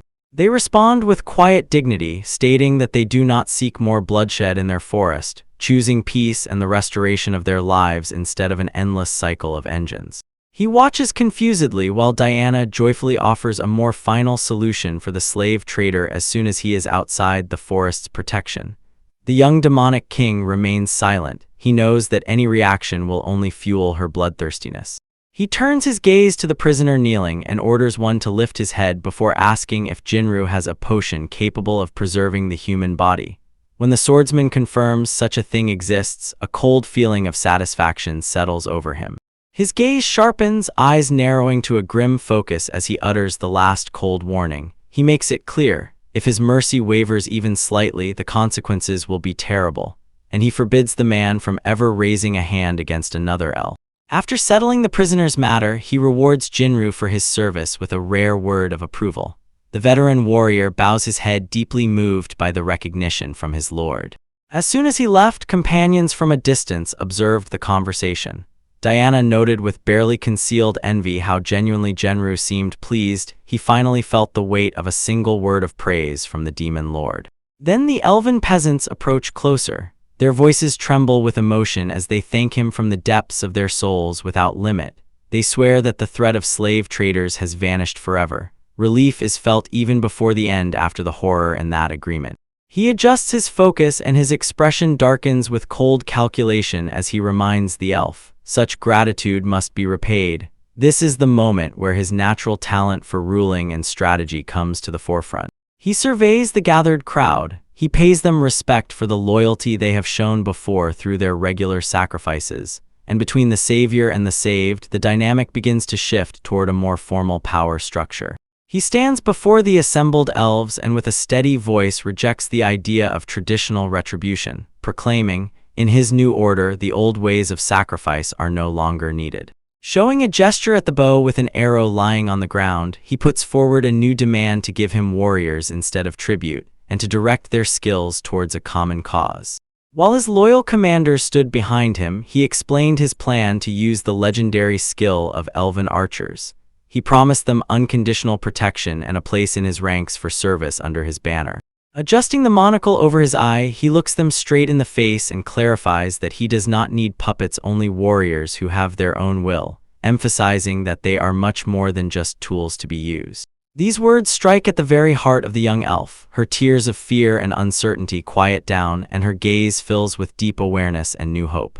As the weight of this new agreement settles on the village, the group stands together in the clearing, and the balance of power, which was based on exploitation, shifts towards mutual purpose and respect. He watches them with quiet concentration, weighing the long years of their suffering and the necessity of this step for the future of both their peoples.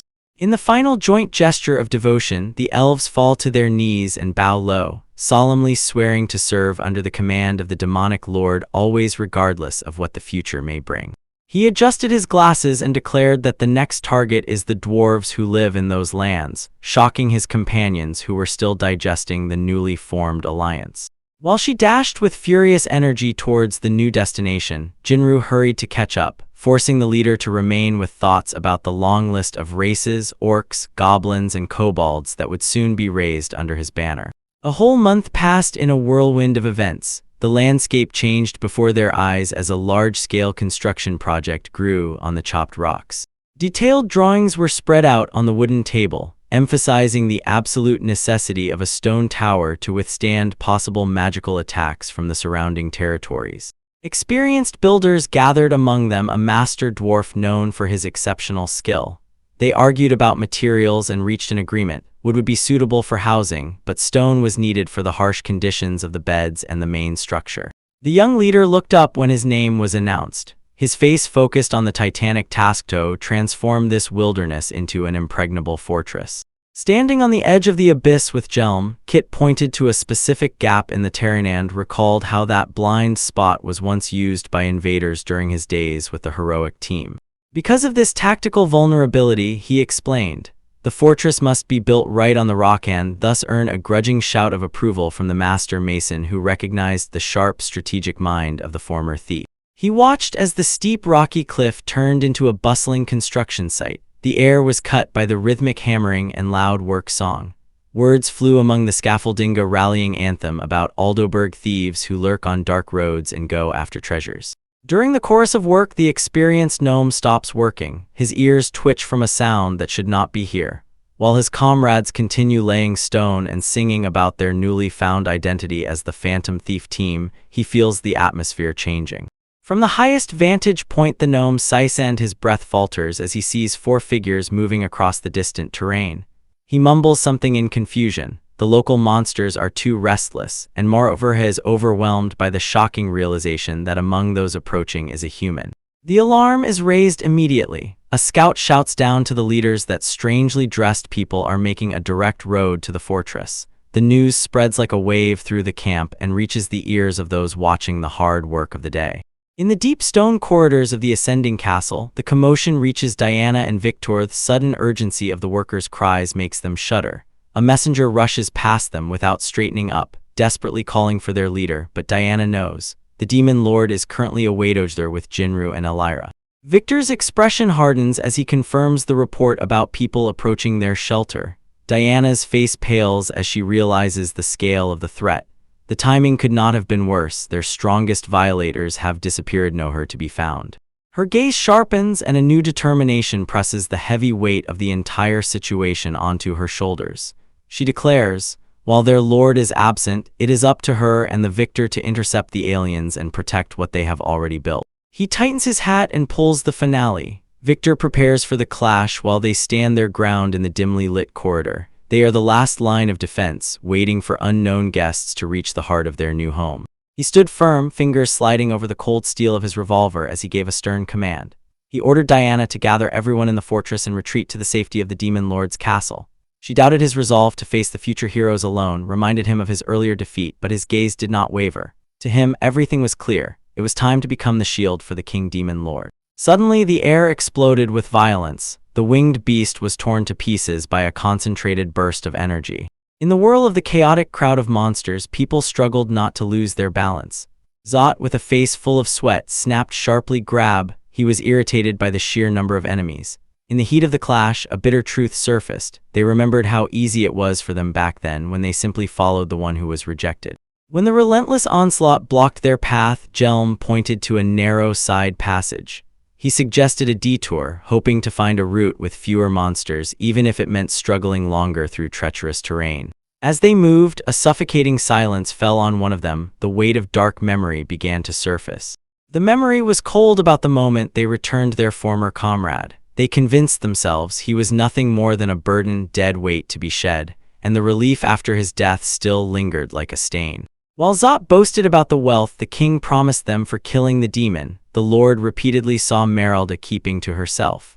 Her face was a mask of cold determination when she declared that the only thing that concerned her was completing the mission, regardless of the cost and regardless of whom she stood beside. She led the way through jagged ravines. She held her staff firmly as she surveyed the horizon. Behind her followed the others' unity cracked from the ghosts of past deeds and from the mounting pressure of the task ahead. Suddenly, a massive spherical explosion engulfed her and her companions. It tore the ravine lengthwise and crosswise. As the dust began to settle, the group tensed and realization froze on their faces. They were no longer hunters, they were prey. Emerging from the fog, the shooter unleashed a merciless hail of bullets, his dual revolvers blurred with impossible speed. This was Victor, one of the four heavenly kings, and his first volley made it immediately clear. He intended to end their journey here. Under the weight of this devastating firepower, Mari screamed an apology as her magical shield cracked and began to crumble. The overwhelming force of the blow hurled fragments in all directions, and the group had to scatter just to survive this barrage. Seeing the despair of their situation, Zot fiercely wheezed in helplessness at the insanely fast hail of force that stunned them in place, and the Jelmbart command ordered the mage to strike the surrounding area with magic. They needed a distraction, and they needed it right now if they wanted to close the distance. A blinding flashbang erupted, releasing dazzling white light and clouds of smoke, momentarily hiding the battlefield while the mage unleashed his elemental fury. Through the haze, the fighters shuffled positions. For a moment the volleys disappeared, replaced by the crackle of magic and the heavy, ragged breathing of the doomed. In a moment of confusion, the leader rushes forward, recalling a fragment of intelligence that the shooter is supposedly weak in close combat. He knows that if he lets him get within blade range, the advantage of the revolvers will disappear. In an instant, he shortens the distance. The sword flies in a wide arc while he mocks the gunman, as if saying he has become soft and weak. Victor tries to react and raise his weapon, but at such a distance it is almost impossible. His eyes widen as the cold steel approaches his throat. The blade finds its target, pierces deeply, bloody, through the chest of the gunslinger and sprays crimson droplets into the air. With the last cold command, "Die," the warrior stands over the fallen enemy. The course of the battle seems to have turned with one fierce strike. He delivers a devastating blow. A flash tears the darkness with blinding light. The force bites into the ground, scraping it, and fragments scatter in all directions as the battlefield shakes. As the dust rises, the young sorceress Diana looks from where she sits atop her huge white wolf, her face a complete shock as the scale of destruction becomes clear. Nearby, others can only watch in disbelief, breath caught by the sudden and brutal turn of events. When the smoke begins to clear, a familiar and striking figure steps onto the battlefield. His appearance immediately commands everyone's attention. He looks at the young leader and calls his name as if a long, tangled history stretches between them, while the fallen rifleman lies motionless behind. He fixes his gaze on his former comrade and, smiling restrainedly as if he knows more, speaks about how much time has passed since their last meeting. Opposite him, the warrior stands like a drawn bowstring. Sweat runs down his forehead as he realizes the true weight of what is happening and who exactly stands before him.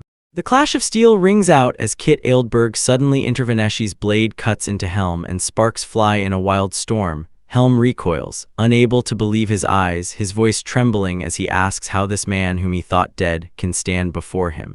Through this sudden appearance, a powerful shockwave rolls through the air, forcing those nearby to close their eyes. Diana watches the spectacle, and her gaze mixes awe with horror. Demon Lord bursts from her lips in a trembling, muffled breath.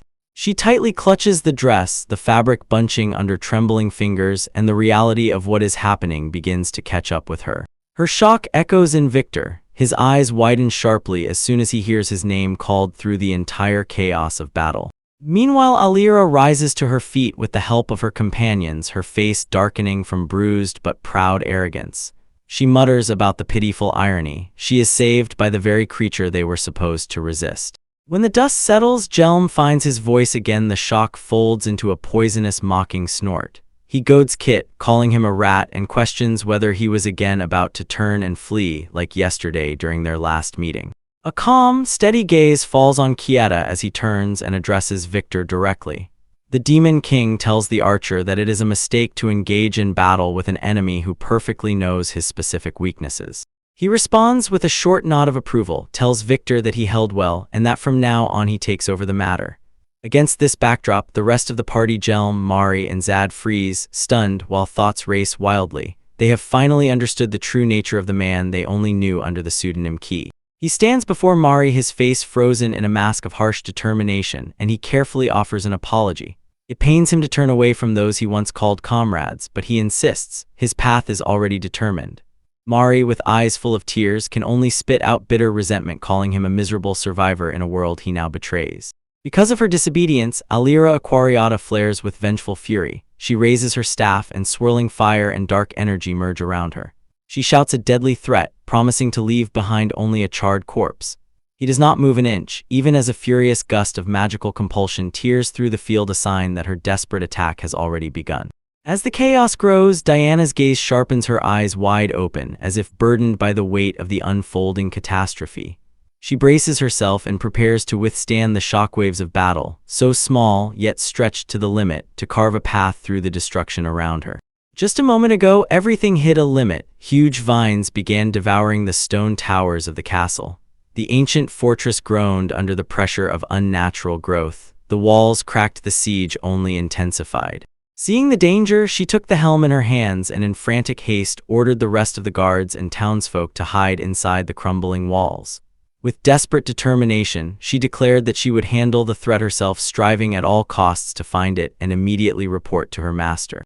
As she hurriedly slipped through the shadows, suddenly a dazzling pillar of dark energy burst forth before her, stopping her in place. Her breath caught in her throat. The sheer force of the manifestation made her close her eyes, and the ground beneath her feet trembled. Emerging from the light, the figure she sought stood still and waited. His presence seemed both familiar and yet different. She sharply inhaled in disbelief, her gaze fixed on his calm face and the glint of the monocle. With a barely noticeable, studied smile, he simply announced his turn, as if the world had not just been turned upside down. Overwhelmed with relief and the incredible impossibility of what had happened, she rushed forward, burying her face in his chest and gripping tightly. He stood upright, a silent pillar of strength, finally reunited with his most loyal follower amid the ruins of their former lives. Kit is noticeably stunned, his eyes wide open behind his glasses. Nearby, Diana mirrors his anxiety, her face pale as she senses that something in the air has changed. Meanwhile, the strategist watches the unfolding tension with icy silence. She confirms the terrible news. Her voice trembles as she says that the heroes have already set out and are marching straight to the Demon Lord's castle. This outcome hits the group like a shockwave. Jinru and Elira just freeze in shock, not believing their own eyes when they learn Victor stayed behind and is trying alone to buy time so that the pursuing squad can move forward. Hearing about his comrade's sacrifice, Kate becomes alert. His gaze sharpens and his eyes narrow into a cold, thoughtful focus. He turns away from the group and his thoughts race wildly as he realizes the return of the Demon Lord was doomed by prophecy. This was the very moment he had long awaited. Closing his eyes for just a moment, he seems to weigh the weight of the whole world and his own past against the unfolding crisis. The young man stands firm, his cloak torn by the wind, while the others discuss the terrible possibility that the Demon Lord and the four heavenly kings will unite their power. He finally speaks, his voice steady and unwavering as he declares that he will go against the threat alone, driven by an ancient personal revenge against those who call themselves heroes. He stands resolute while his loyal subjects protest his reckless decision. Jinru insists, protecting their lord is their sacred duty, especially under such dire circumstances, and Elira's voice trembles with anxiety as she tries to persuade him to let them take on the threat. Their faces reflect a mixture of despair and unbreakable devotion. Tears fill their eyes as they try to accept the burden of his command. Consciously turning away from them, the young king places a firm hand on Diana's shoulder and issues the final, unconditional order: stand back and watch him. Because this is not a request, it is an order. With a heavy heart and tears rolling down her cheek, she finally yields to his authority, whispering agreement as the weight of his resolve settles on everyone in the group. In a moment, he stands amid a swirling vortex of magical fire, completely unharmed. His opponent is in total shock and screams in confusion, not understanding why the flames have no effect. A bloody smile presses against his lips as he reveals the secret of his invulnerability, a skill called immovable. His enemy finds no answer and instead feels only growing fear. Kate deftly dodges Zoth's heavy blows. The warrior explains the essence of his defensive skill. It nullifies any incoming damage but requires complete immobility, making it especially effective against ranged fighters. Yet despite this, Phantom Thief remains an incredibly elusive target. Suddenly, he activates a new technique: skill theft. Zota's eyes widen sharply in shock as he feels his power being gradually drained. Kate calmly acknowledges the warrior's mastery with his weapon, while Merelda and Mari watch with open mouths as the disaster unfolds, unable to believe their own eyes. The evolution of his abilities is a revelation. What was once dismissed as a simple trick with transmutation has become a deadly tool. In the heat of battle, he can snatch from his opponent their very essence and equipment. He is not at all shaken by Zota's growing rage, even when the warrior roars that an ordinary thief cannot withstand his wild power. Keith's face is calm and cold, confidence calculated to the smallest detail.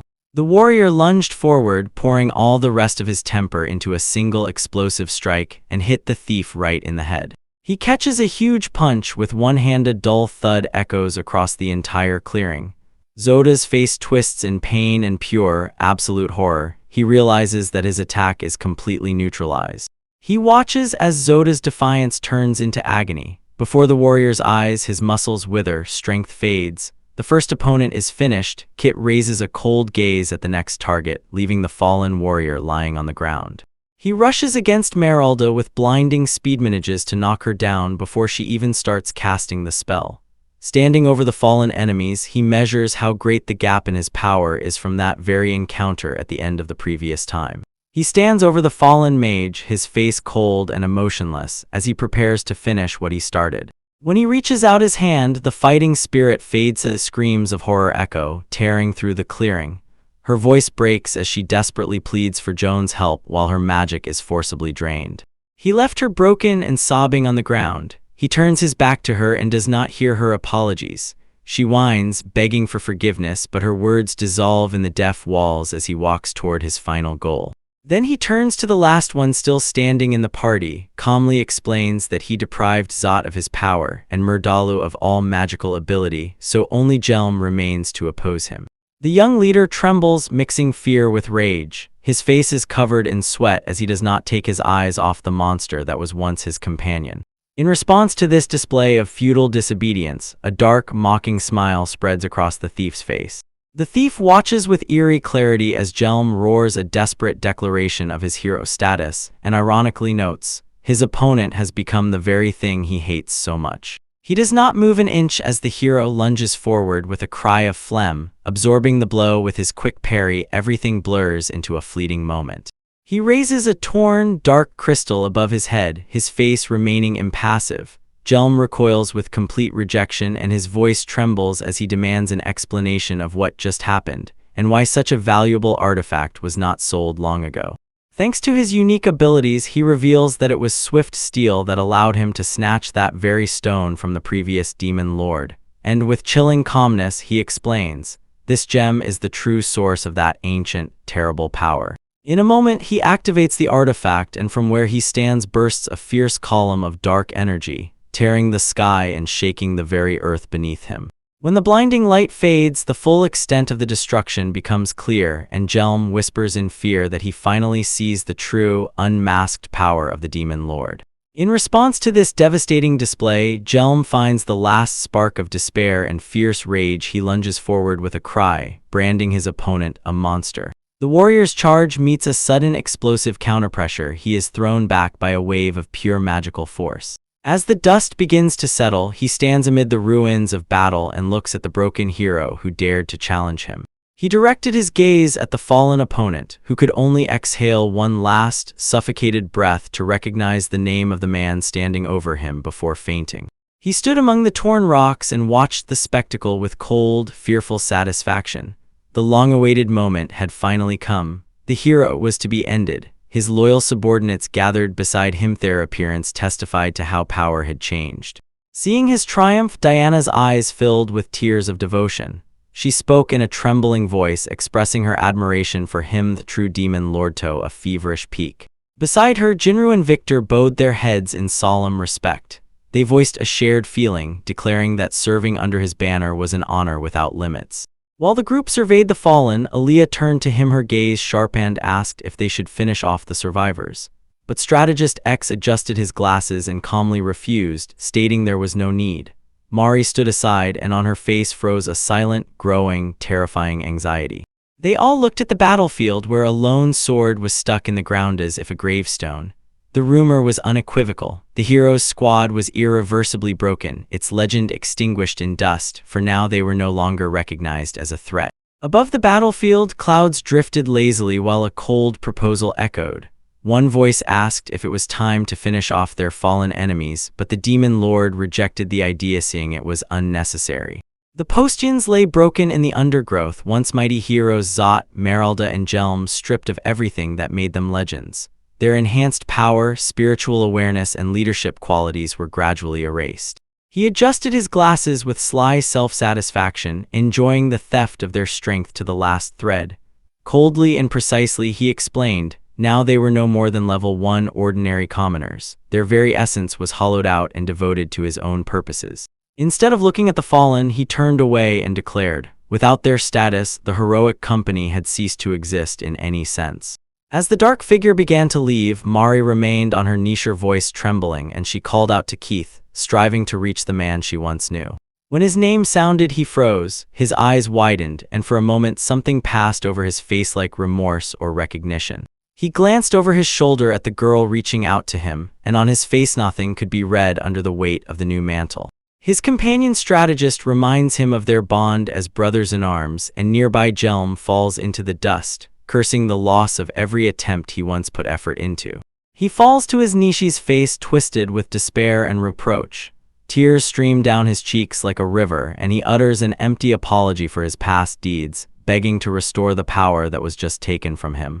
As the weight of his confession hangs in the air, Mari remains silently stunned. He admits his previous attempt to kill Keith was carried out by royal decree and says he had no other choice. Then he pleads for mercy and demands the return of his lost power. The disgusting spectacle continues, and the man in glasses shifts his gaze to Keith, checking why he stole the energy. He muses aloud, will Keith use this acquired power to challenge the demon lord again?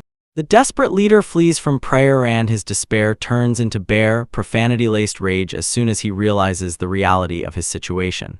As he curses his fate, Keith remains detached, staring into the distance without looking away, while Mari whispers his name with a voice filled with longing.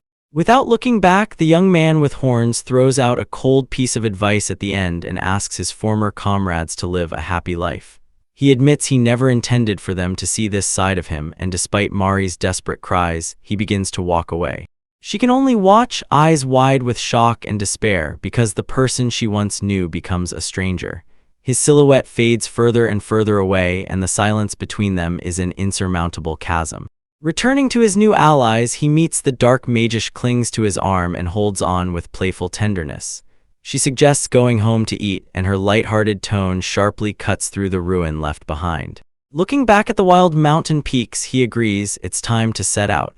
Where to has already been decided. They return to Demon Castle, leaving the maimed heroes to their new life without power.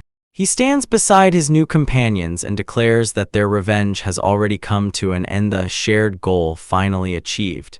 He believes that now they can retreat from the conflicts that haunted them. Looking into the distance, he lets his thoughts go to Mary, hoping she will find the happiness she deserves now that the shadow of their past has finally receded.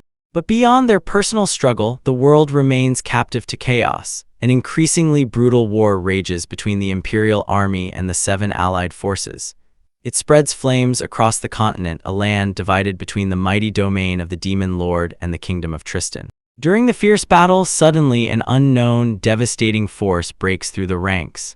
The earth splits as the dark force descends onto the field of slaughter.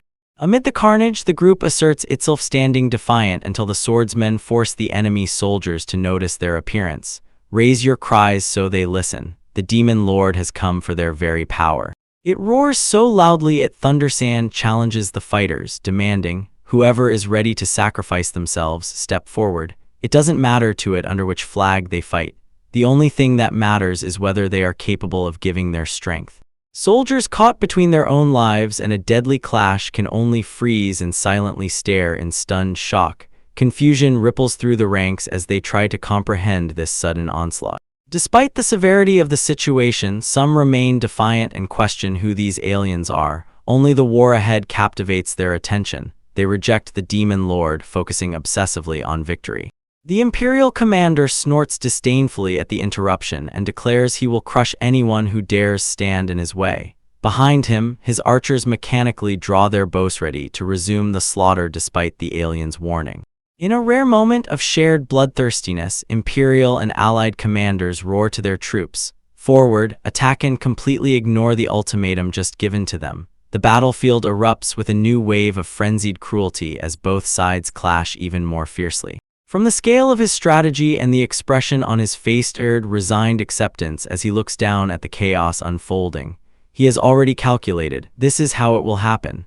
The stubbornness of men in the heat of battle, a predictable, though tragic, constancy. Next to him, a young demon lord coldly and thoughtfully watches the senseless slaughter. 2 armies, flying past his squad, clash again for mutual destruction. Since they decided to ignore his mercy, he is preparing to show the true weight of his power. He returns to his companion and signals to move for intervention. The swordsman nods shortly and sharply in response, his hand already reaching for the blade as they prepare to take control of the battlefield by force. With a sharp burst of power, he activates his unique skill of the Phantom Thief, Swift Thief. A wave of impact rolls through the ranks of advancing soldiers, causing them to lose skills and attributes and knocking them away like ragdolls. While the soldiers stagger from the sudden loss of their strength, the shooter bursts into battle. His revolvers fire dully and he weaves through the chaos. From his high place, the young Demon King watches as 2 armies methodically tear each other apart. The plan unfolds perfectly. They freeze in confusion when they realize gunslingers' shells do not just pass through them. One soldier looks at his own chest in horror. Bullets seem to cling to the body, pulsating with an unknown and terrifying energy. The soldiers are forcibly and sharply pulled together by the pulsating energy of sticky bullets. Their bodies slap against each other, forming a chaotic, tangled heap as soon as the magical binding rope grabs hold. With cold indifference, he watches as the agonizing screams of stunned men tear through the air. His precise strike neutralized the immediate threat with surgical accuracy. Next to her, a young enchantress urges her huge monster, which growls and wildly tears forward, rushing through the frightened ranks of opponents to take its place beside the demon lord. Seeing the battlefield ready for the decisive strike, the leader calls his mage. She responds immediately, summoning the power of the earth to lift it and crush the last resistance. A huge shockwave of gravitational force crashes into the ground, pressing the soldiers with such incredible weight that they gasp for air and cannot move a single muscle. Realizing that the battle was hopelessly lost due to such devastating power, the commanders of the defeated army shout for a full retreat. Their men panic and desperately flee, frantically seeking salvation. When the dust settles and the footsteps of those retreating grow quiet, the girl looks at her master and asks whether it is worth chasing those who survived and finishing what they started. He nodded and, sitting down beside the fallen soldier, explained, "Further thefts will only complicate the new order he intends to establish, choosing mercy instead of unnecessary slaughter." He stood before the gathered crowds of the Demon Lord's army and announced his intention to redistribute the stolen skills, promising to give each race the specific power it lacked, starting with the intellect-based ability Lapithus. With a confident, self-satisfied smile and a snap of his fingers, he began the process. His hand blazed with the essence of stolen magic. A sudden surge of strength knocked one of the orcs off his feet. He staggered as if his support had been knocked out from under him. His eyes widened in shock, and for the first time his mind cleared. He gasped for air, trying to comprehend the sudden clarity and the weight of new thoughts. When the creature looked up in confusion, the young leader confirmed that he had indeed endowed them with intelligence. The orc could only stammer in disbelief and ask what exactly had been done to him. Looking around at his surroundings, the soldier realized the world now looked completely different, and he was truly capable of understanding. The group of newly enlightened warriors bowed deeply. Their voices trembled with excitement as they swore to repay the debt. He watched them, his face showing no sign as he accepted their oath of loyalty. Making his way through the stone corridors of the fortress, he ordered the others to form ranks so that the distribution could continue without delays. Then, as he walked with his inner circle, he glanced at the course of the training. Jinru confirmed everything was going according to plan, and the group was moving through the castle corridors with a new surge of determination. He stood beside Jinru and looked down as the orcs underwent exhausting preparation. Jinru commented on the effectiveness of the new system. The distribution of soldiers according to their unique traits quickly forged a formidable force. The swordsman continued speaking, his face stern and his finger pointed to a critical flaw. For the army to truly function, a stable and reliable food supply was an absolute necessity. He looked into the distance beyond the horizon. He surveyed the devastated landscape of the Demon Lord's domain, acknowledging the harsh truth of their situation. Although scattered forests provided some meager resources, the land was mostly barren, and the threat of famine loomed over their growing ranks. His thoughts drifted back to simpler times. He recalled how a small band of thieves easily managed their supplies, but maintaining a huge military force was an entirely different scale of problem. With a sharp, analytical gaze, he began to devise a plan to escape this logistical nightmare. Returning to the young summoner, he entrusted her with a large-scale investigation of the natural resources of this domain. He inquired whether it was even possible to complete such a colossal survey in 1 month, and this caused her a moment of hesitation as she weighed the overly tight deadline. In response, she unleashes her power. A whirlwind rises around her, with papers and magical energy swirling within it. With a confident look, she declares, "For people this may be unreal, but for her, a month is more than enough." He freezes in stunned silence while a young girl effortlessly handles a sea of information that would take a team of human scientists weeks to organize. Her efficiency sharply reminds him that now he has extraordinary talents at his disposal. He watches as Diana confidently reveals her secret weapons secretarial skill, a specialized ability that allows her to easily manage vast amounts of information. Relying on her statement, she shows a detailed layout of the domain's asset board.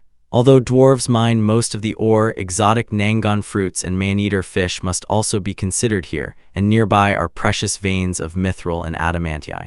While she continues the report, she conveys to him detailed, summarized information about the assessed monthly harvests and expected reserves, and he remains to ponder the strategic value of these fruits and rare minerals. This data stream activates its own specialized capabilities, and when control, power, and strategy converge together, it begins to unravel the logistical puzzle before it.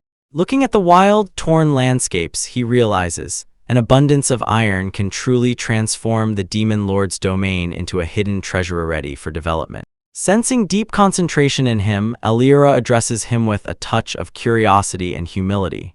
Her gaze is fixed on the young leader weighing their next move.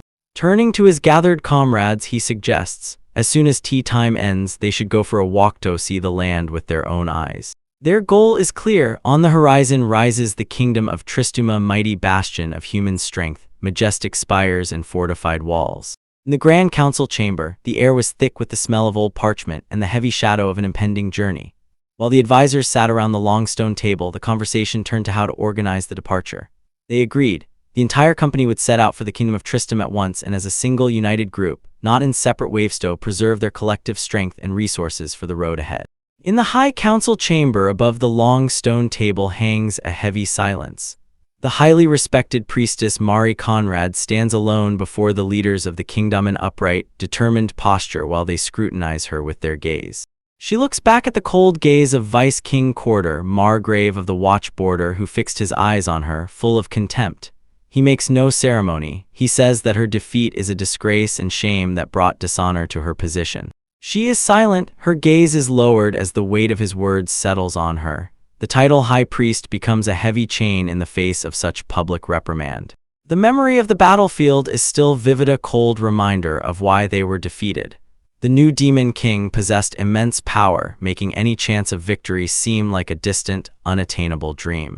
They continue to pressure her. The dark-haired official mocks the fact that she cannot hide her emotions. Courtier emphasizes the suspicious nature of the result. While her companions lost their own skills, she alone returned fully on skates. He slams his palm on the table with a bang and releases the official's brake. He boils with anger and demands immediate action. Even the king, watching from the throne, seems to agree. There is no other way. The troops must be deployed at the border. The land they strive to reclaim is a torn, uninhabited expanse, yet it holds the key to their future. Without control over the holdings, the Demon King will never acquire the critically needed resources for survival.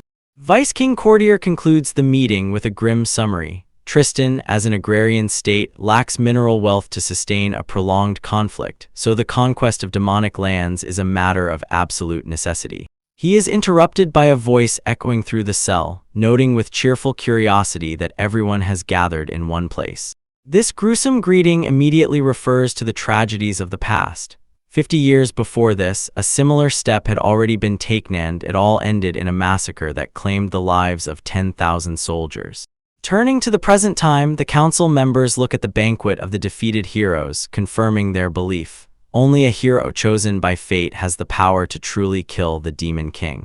Suddenly, Fears Find a Voice appears and Kate Oldberg, along with her gang of outlaws, bursts into the room, mocking the desperate council debate. The sight of the self-proclaimed Demon King standing before them overwhelms the Vice King and Marie Conrad with a wave of shock. They can hardly believe their eyes. Frightened Vice King calls the guards, but Kido can only watch him in thoughts that a bird in a cage never contemplated the freedom of flight. Before the guard can respond, Alira Quarriata unleashes her dark magic. She entwines the exits and throws fragments of pieces of eyes into the air so that no one can escape the room. Behind the heavy doors, the royal guard recoils in fear and confusion. The entrance is suddenly and fiercely sealed by an ice spell, sealing it shut. The cat commands the entire room with a tone of absolute power. His gaze, sharpened behind glasses, cuts the air as he orders the officials to take their seats. Behind him, massive doors remain firmly closed, a cold reminder of the power that holds them captive. The officials exchange cautious glances, fear and outrage frozen on their faces. They find themselves trapped, driven to fulfill the demands of the one they consider their fiercest enemy. As the group gathers around the long table, the full weight of what is happening becomes clear. He leans back, surveys the human representatives opposite, and speaks of the historic significance of this meeting, the first true dialogue between the human ruler and the Demon King. The Vice King is silent. His face is a mask of cold calculation. He recalls the welfare of his king and general, weighing, perhaps, the risks of this unprecedented summit against the stability of his kingdom. The heavy silence is broken. A young man with horns leans forward, a barely noticeable, confident smile on his lips. He asks his obedient audience if they are ready to begin proceedings. He gestures widely and the tone suddenly becomes diplomatic. Nearby, Alira watches closely as he makes it clear their goal is not to ignite war but to find another way forward. Even when Mari looks with wide, uncertain eyes, he continues to offer assurances. He insists he has no intention to use force or pressure and promises they will remain unharmed even if the negotiations fail to reach an agreement. Sighing skeptically, the Vice King pounds his fist on the table and demands tangible proof that they will be allowed to leave the chamber safely. In response, Kate calmly states that he has exactly what they need. He leans forward, his gaze sharp and unwavering as he points to the most indisputable truth. The very fact that his masters were still breathing was the best proof of his peaceful intentions. Continuing his speech before the gathered human leaders, he emphasized that this deterrence was only the first drop of evidence he laid on the table. The young man boldly announced their true goal, establishing formal diplomatic relations, and it was this statement that twisted the Viking Vice King's face into a wild mixture of shock and outrage. He looked across the long negotiation table, and the weight of his demand hung in the air as he insisted that the Kingdom of Demons be officially recognized as a sovereign and legitimate state. In response, Vice King Vaesking's fingers clenched so tightly that his knuckles whitened as he grabbed the edge of the table. He coldly rejected the proposal, believing that such a move would destroy their status in the eyes of every other human state. In reply to the refusal, he parried by referring to the shifting borders on regional maps. While the Empire and allied forces remained embroiled in a bloody war, humans had already abandoned their former military alliances as soon as the war began. With a recognizable smile, he asked how hostile factions would perceive their current neutrality, and the Vice King sharply barked back that supporting anyone would be a direct violation of the treaties they had already concluded. A heavy silence fell in the room, and the human leaders exchanged glances in which fear was already unfolding. They realized the weight of the strategic trap being set before them. He sat silently while Kit bent over the table, and the voice cut through the tension in the council hall. The young demon warned, the current security was only a temporary pause, raising the chilling question of what would happen to the world when the current war came to an end. He continued the ruthless logic, gesturing to the very essence. Their situation was already working toward future conflicts, as preparations for clashes were in full swing. He pointed to the glaring shortage of vital minerals for their defense and emphasized that a broken alliance would be the perfect spark for a new fire. Then the Demon King changed his tone and reminded the human leaders of the primary necessity of survival and a simple fact: his people had to eat. The Vice King, biting his lip, demanded a clear summary of the opinion Kate was trying to convey. He extended to them a single torn piece of ore and explained that they had reached the agricultural lands of Tristram not only hungry, but also with a wealth of raw materials. He challenged them once again, asking how they intended to act now that the end of the war was finally in sight. Momentarily averting his gaze, he called Diana, and she appeared against a backdrop of magical energy flare. The king froze in stunned silence as the young summoner declared her presence, emphasizing the power of the demon's words. Then he laid out 3 inviolable proposals for establishing official diplomatic relations: official recognition of the Demon Kingdom as a sovereign state, public proclamation of its status to the world, and immediate initiation of trade. The viceroy read the document carefully, the weight of these demands pressed on him increasingly heavily. A drop of sweat rolled down his wrinkled face as he intently studied the conditions before him. The hellish silence in the room was deafening while he weighed the survival of his own kingdom against the unprecedented alliance offered to him. Finally he spoke. His voice was steady despite the magnitude of the decision, and he officially accepted the terms. Kate looked at him with a sharp, experienced gaze, understanding that the geopolitical landscape had just shifted irreversibly. Negotiations between the human kingdom and the demon kingdom finally begin. The scattered castle town becomes the backdrop for this historic diplomatic mission. Far from the political maneuvers of the capital, the dense canopy of a remote forest filters sunlight, hiding a completely different struggle in its shadows. In the dim thicket, a trio of adventurers rushes into battle. Merrild unleashes a burst of flame at the massive beetle, while Zot and Helm, roaring in unison, charge forward to finish off the beast. When the dust settles, Jelm with a frowning face stares at the single charred carcass and realizes, hunting these creatures one by one is a painfully slow path to progress. He wipes the sweat from his forehead and complains, "At this pace, it will take years to recover the lost experience." And the size is already such he only wants to find a whole swarm to deal with it together. Their conversation is interrupted by a rustle underfoot. Several small, convulsively writhing creatures crawl onto the ground.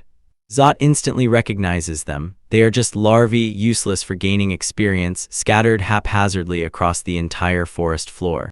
While Major Ada recalls the history of her family and agriculture, a spark of inspiration flickers in Jelma's gaze and his mind clings to the thought of what these creatures could become if allowed to reach fully grown states. He suddenly jerks upright and a broad smile spreads across his face as the pieces of the new plan come together, causing his comrades to be completely confused. He raises the twisted dark larva, a mischievous spark in his eyes. He calls his comrades for help. Meralda and Zot recoil disgustedly, asking if he is sane while he squeezes the slimy creature with such enthusiasm. Despite their evolution, he leans forward with a sharp, focused gaze and announces his grand plan. They are not just hunting these creatures, they are going to breed them. He lays out the logistics. If they stock the warehouse with fertilizers and oil, they can grow their own private harvest of monsters right under their noses. The sight of the endless influx of experience predictably twists his face into a predatory smile. He imagines a breeding and harvesting cycle that will give them boundless power. Emboldened by the audacity of the plan, the group gets to work while he and Meralda collect larvae from the forest floor litter. The heavy creative supplies of Zot Hall initially provoke disgust, but it is washed away by the shared excitement of a quick path to power. A whole month of waiting passes until the trio finally returns to the sturdy wooden warehouse they prepared. The building stands silently, clean and clear in the light. The warrior rubs his chin and hopes to squeeze out at least 500 beetles, while the others remain more cautious about the actual outcome of their experiment. With a steady hand, he reaches for the heavy doors and prepares to open the results of their month-long investment. He wants to know if his bet paid off. Carefully sliding aside the heavy wooden doors, and as soon as a frantic scratching bursts from inside, he immediately freezes. Behind him, Manga watches, growing increasingly nervous. Her voice trembles as she suggests that perhaps their experiment turned out a little too successful. Through the darkness, a sound breaks through. The young leader is met by a nightmare rustling shells and gleaming eyes. The floor and walls move like a living carpet of insects. There are far more than he could have imagined. Suddenly, the pressure from inside becomes unbearable and the warehouse gates explode outward, scattering. He is nearly knocked off his feet by a wave of dark creatures bursting into daylight, accompanied by a dull, continuous collective shriek.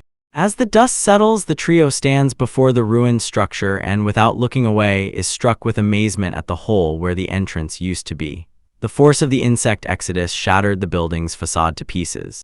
He leans closer. His eyes widen as he realizes these are not ordinary beetles. They are unnaturally large, with torn horn-like growths and shimmer with a creepy, sickly hue. While his companion doubts the safety, the remains of the warehouse structure begin to groan and bend under the weight of the remaining swarm. The swarm does not stay on the ground for long. Having rushed into the sky in a colossal, swirling vortex that blocks the sun, it only stands and freezes in silent shock while the living cloud slowly drifts away, evidence of a plan that spun wildly out of control. Exhausted and confused, they all collapse onto the dirt to recover from the disaster. The mage aloud wonders if these creatures were always meant to be so aggressive, while the warrior, with grim curiosity, notes the entire brood has already risen into the sky. Realizing the consequences his farming project could lead to, the young man suddenly flees and, looking back over his shoulder, shouts that he has no idea how all this happened. His companions remain in the dust and call after him as he runs away from the place of his accidental appearance. While Joan flees from the chaos he himself caused, the camera moves far aside to the majestic spires of the royal castle. Within those stone walls, silence is shattered by a frantic rhythm, boots pounding on the polished floor. The messenger bursts abruptly into Vice King Quarter's private office, gasping for air, and announces that he has news of extraordinary urgency. He relays a terrible warning from the court astrologer. She saw a dark omen in her crystal ball. An ancient prophecy unfolds on the Demon King's territory and threatens to turn the entire world to ruins. Vice King's eyes widen, and a cold realization pours over him as he demands to know whether the royal order itself is an immediate threat. Meanwhile, Jinru and his companions gather together. Their faces are stern as the swordsman steps forward to deliver his own alarming report. The source of horror is revealed: a gigantic dragon, a creature of myth and destruction, flying straight to the very heart of the Demon King's domain.